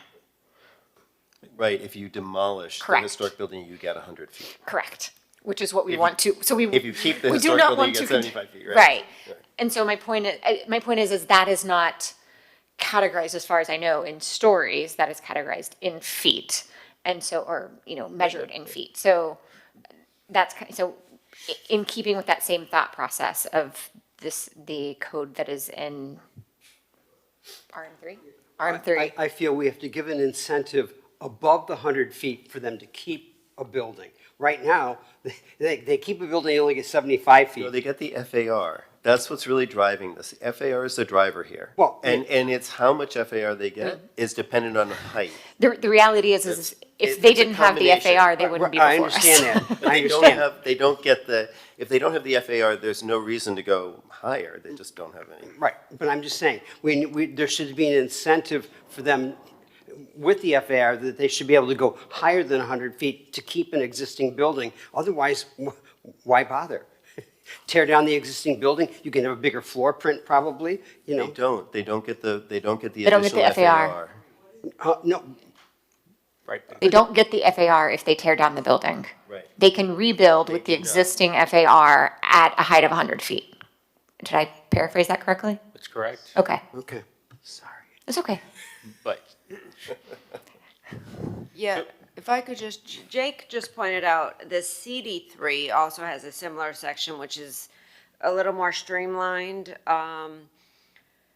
So the CD3 allows for 50 feet, and then it says, notwithstanding the foregoing requirements, the Historic Preservation Board, in accordance with the Secretary of Interior criteria, or the Certificate of Appropriateness criteria in Chapter 2, the board shall have the discretion to allow up to 75 feet for those properties that provide a minimum of 5 stories of parking. I mean, that was to incentivize parking, which I don't know if we want to do that. But again, same kind of concept where they get a certain height and it's at the discretion of the board to grant the additional height. So I feel like that comes back to what I was originally saying. And again, I don't think we're working out the exact language of the amendment at this point. We're just making a recommendation as to what that amendment should include. So from my perspective, based on what we've discussed, and again, you know, I'm just trying to synthesize this, is one, that we recognize that there's some sort of disincentive right now to maintaining and preserving historic properties. Number two, or contributing buildings rather, in historic neighborhoods. Number two, that we would like to incentivize the preservation of those properties and further, we'd like to incentivize the preservation of those properties and the, I don't know how we deal with the cantilevering issue that we discussed, but that, you know, to offer 100-foot to, you know, eliminate the disincentive, and then with an additional 50 feet at the discretion of the board based on individual project and certificate of appropriateness criteria.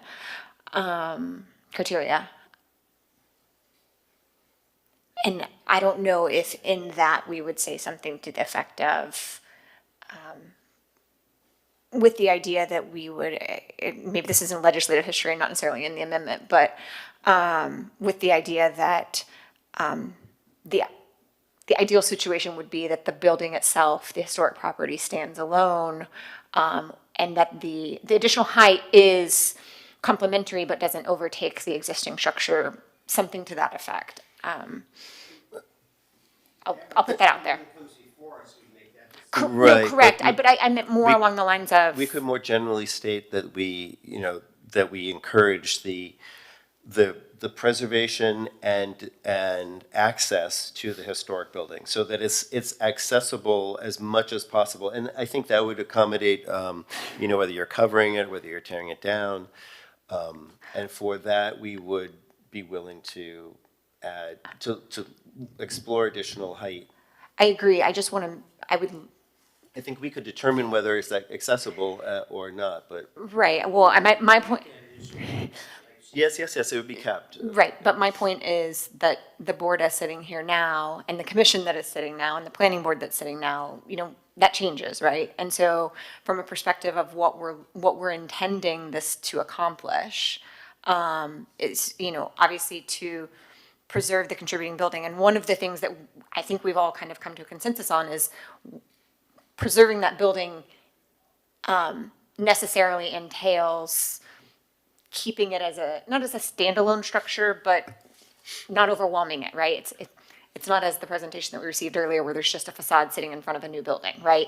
And so my point is, you know, and the attorney standing in front of me will agree, you know, later on, someone's gonna come back and look at this and talk about, well, what was discussed at this meeting and how was it put forth and how was it, and they're gonna say, well, the legislative intent, they never said this or they never said that, and so that wasn't the intent of the legislation. And so my point is, if we're gonna make a recommendation, I would like to make clear, at least in the recommendation, that our thought process is, you know, here are the certain characteristics or the criteria that would be acceptable to come before us to enable that additional height. That's kind of where I'm going. Right, and there may not be, there are other properties that this may apply to, other hotels that this may apply to in these in this zoning, and they may not have historic buildings on the sites at all. But they will still come before us, and so we will be able to.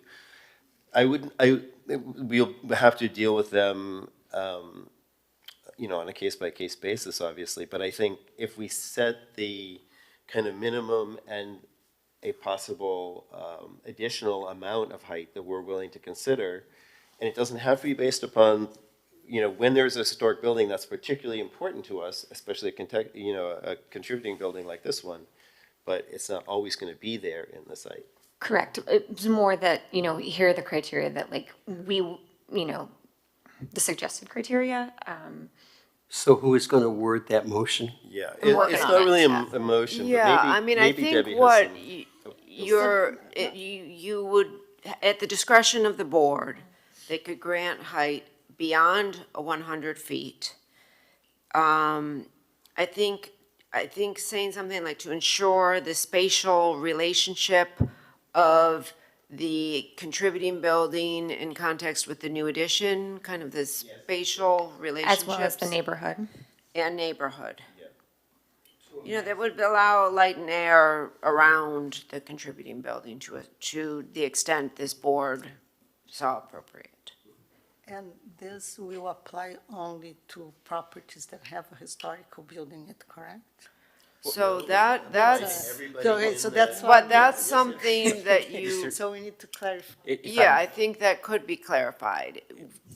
If a property were to avail themselves of this additional height, would the height only be allowed if they were retaining a contributing building? Or if there was an existing hotel, and I'm not sure there are that are non-contributing, would they still get the additional height? My understanding, sorry, John, Mr. Stewart, Chair. My understanding is that the 75 or 100 feet that exist as of right now, just going to use those as reference points, have to do with a contributing building and the preservation of that contributing building. Yes? So, if I may, right, so the FAR incentive, as it was proposed to the voters, was to get rid of transient uses in the RPS 4 zoning district. The condition of maintaining existing contributing building, as Ms. Tackett pointed out, came later through the legislative process. So the proposal to the voters was to get rid of the transient uses. I understand that. It so happens on our property, there's a contributing building on site. And obviously it's a condition to get the FAR to maintain that building. So I understand and appreciate that, but you are standing before the Historic Preservation Board. course. So our concern is. No, of course. Is about the contributing buildings and the preservation of the neighborhood as a whole. So theoretically, right, to answer your question, theoretically, there are transient uses within the RPS 4 zoning district that do not have contributing buildings. Right.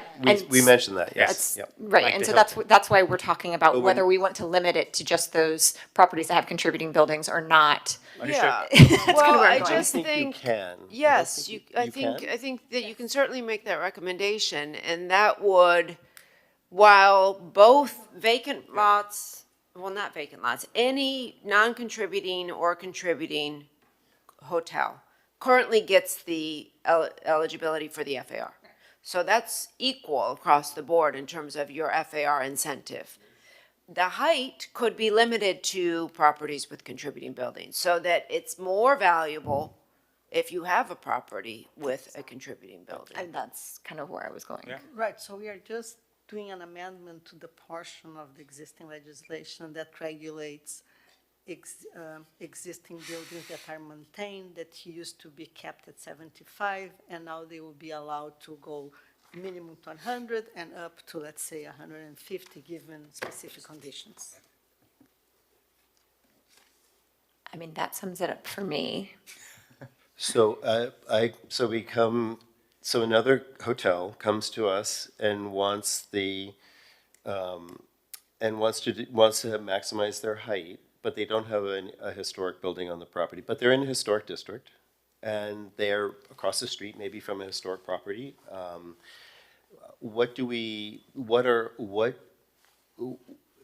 Do they have any means to access the FAR, the incentive FAR, or not? Well, But they can access it, within the maximum height that's allowed. Okay. So if the I'm not Right. going to try to do the math sitting up here. If they stay as And hotels, they it's don't much have that. easier to maximize your FAR if you're demolishing a building. Right.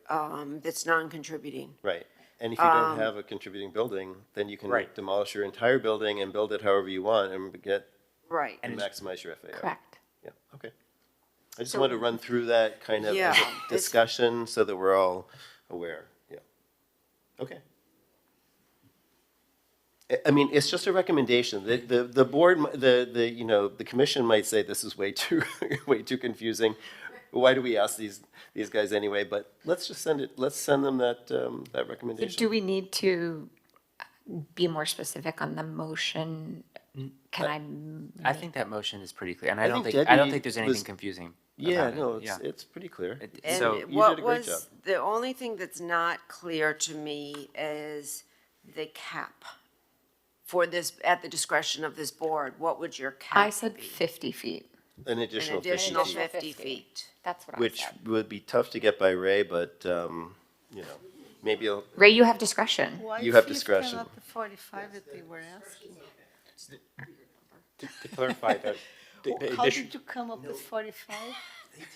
No, what's the floor height that you used to get to 45 additional? So it's 10-foot clear Okay. for the, Plus the structure. right, plus the structure. So that would be 50 feet above the 100 feet. Okay. So it's more than you're asking for. I'm glad you guys stuck around. I'll take it. and how we got to more than what you were asking for is beyond Full me. of discretion, just so we're It clear. was Haskell's fault because he brought up the 200. You should have said 300. We'll split the difference.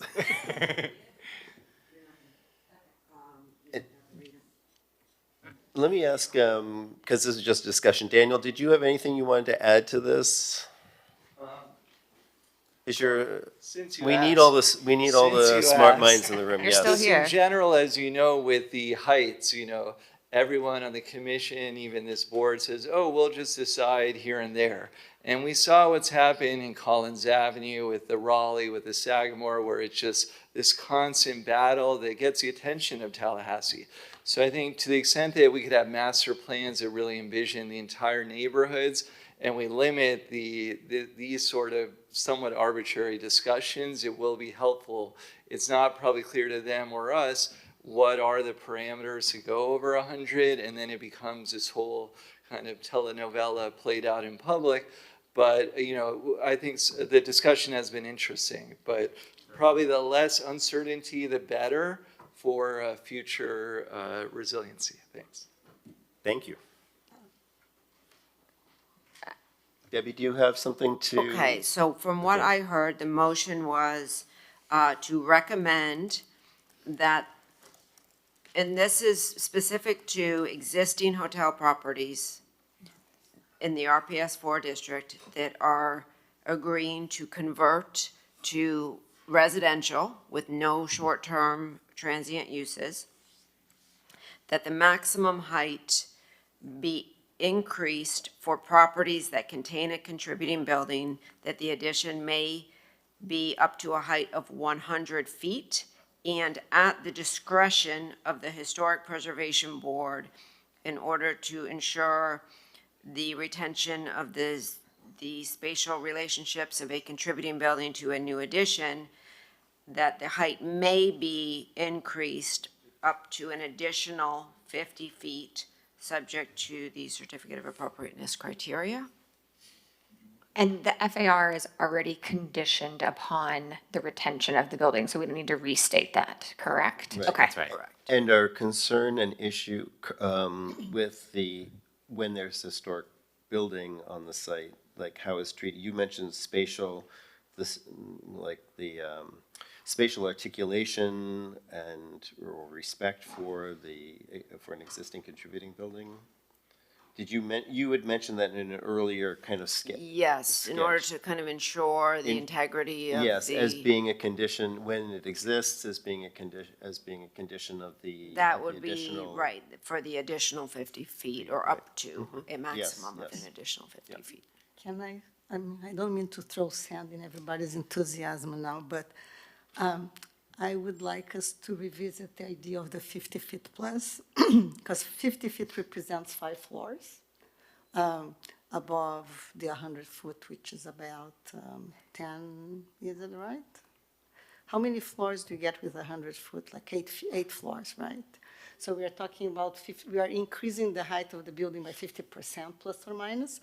And so I'm just trying to get your guys' feelings of what are we agreeing on doing now? Because I think if projects come to us in the future using the full extent of what we're giving them, and their beautiful designs will be, there is a chance that they will be approved, But my concern is what would be the impact of that on the skyline of the street and the district as a whole, because it tends to be more lower than higher. So, Well, I mean, I think that that's the contextual discussion that we have about any sort of project that comes before us in a historic neighborhood, right? That we look at the context and does this fit in with the neighborhood? And if every, you know, I don't think that's the case in this particular district, the RPS 4. Oh, we talked about RM3 earlier, that's why. The RPS 4, but I mean, I think that's the analysis that the board would undertake when determining whether or not to give that additional 50 feet based upon the siting of the building, the context of the building surrounding it, the historic, in context with the actual historic contributing building on the site, because those are the ones we're considering, right? It's discretionary, I agree, but that's where we are. okay, so then let me throw another thing out here. So let's say it's a new building that's being built, like this one, and they decide to take full advantage of the 8 foot plus the freeboard, which means they are 13 feet above NGVD. So we're already adding another 8 feet to this building, and now we are allowing another 50 foot above that. So just food for, so that's why I'm a little concerned about giving the 50 feet. Yeah, I think any number that we land on, we could easily argue whether it should be a few feet below or higher. I think if we were having this conversation about the RPS 3 district, which is lower, we would not be talking about these 50 feet. But because of this is just it's such a specific 3 areas along the ocean. But, you know, we could, that was my point about this being an arbitrary number. Any number we come up with is going to, so our recommendation would be 50 feet or less, maybe, in addition, like if the commission is wondering which direction would we go in if we were not necessarily choosing 50 feet as our discretionary number. So no more than 50 feet? No more than, yeah. No, but I'm saying like in our recommendation, 100 feet with a discretionary of no more than 50 feet. And then the commission can decide to make that 25 feet or 30 feet or 45, you know, whatever it is. Exactly. Okay, so we're gonna take a vote on that motion. Do we have, so Lindsay made the motion. Do we have a second? Mr. Breslin, all those in favor? Okay, And you think you can work with that too, Debbie? yes. Okay. Mr. Chair, City Staff, just wanted to say thank you for the spirited debate. It was a lot of fun. I appreciate your input. Mr. Ciraldo, thank you as well. I always appreciate your advocacy. Thank you. Thank you so much. Thank you, guys.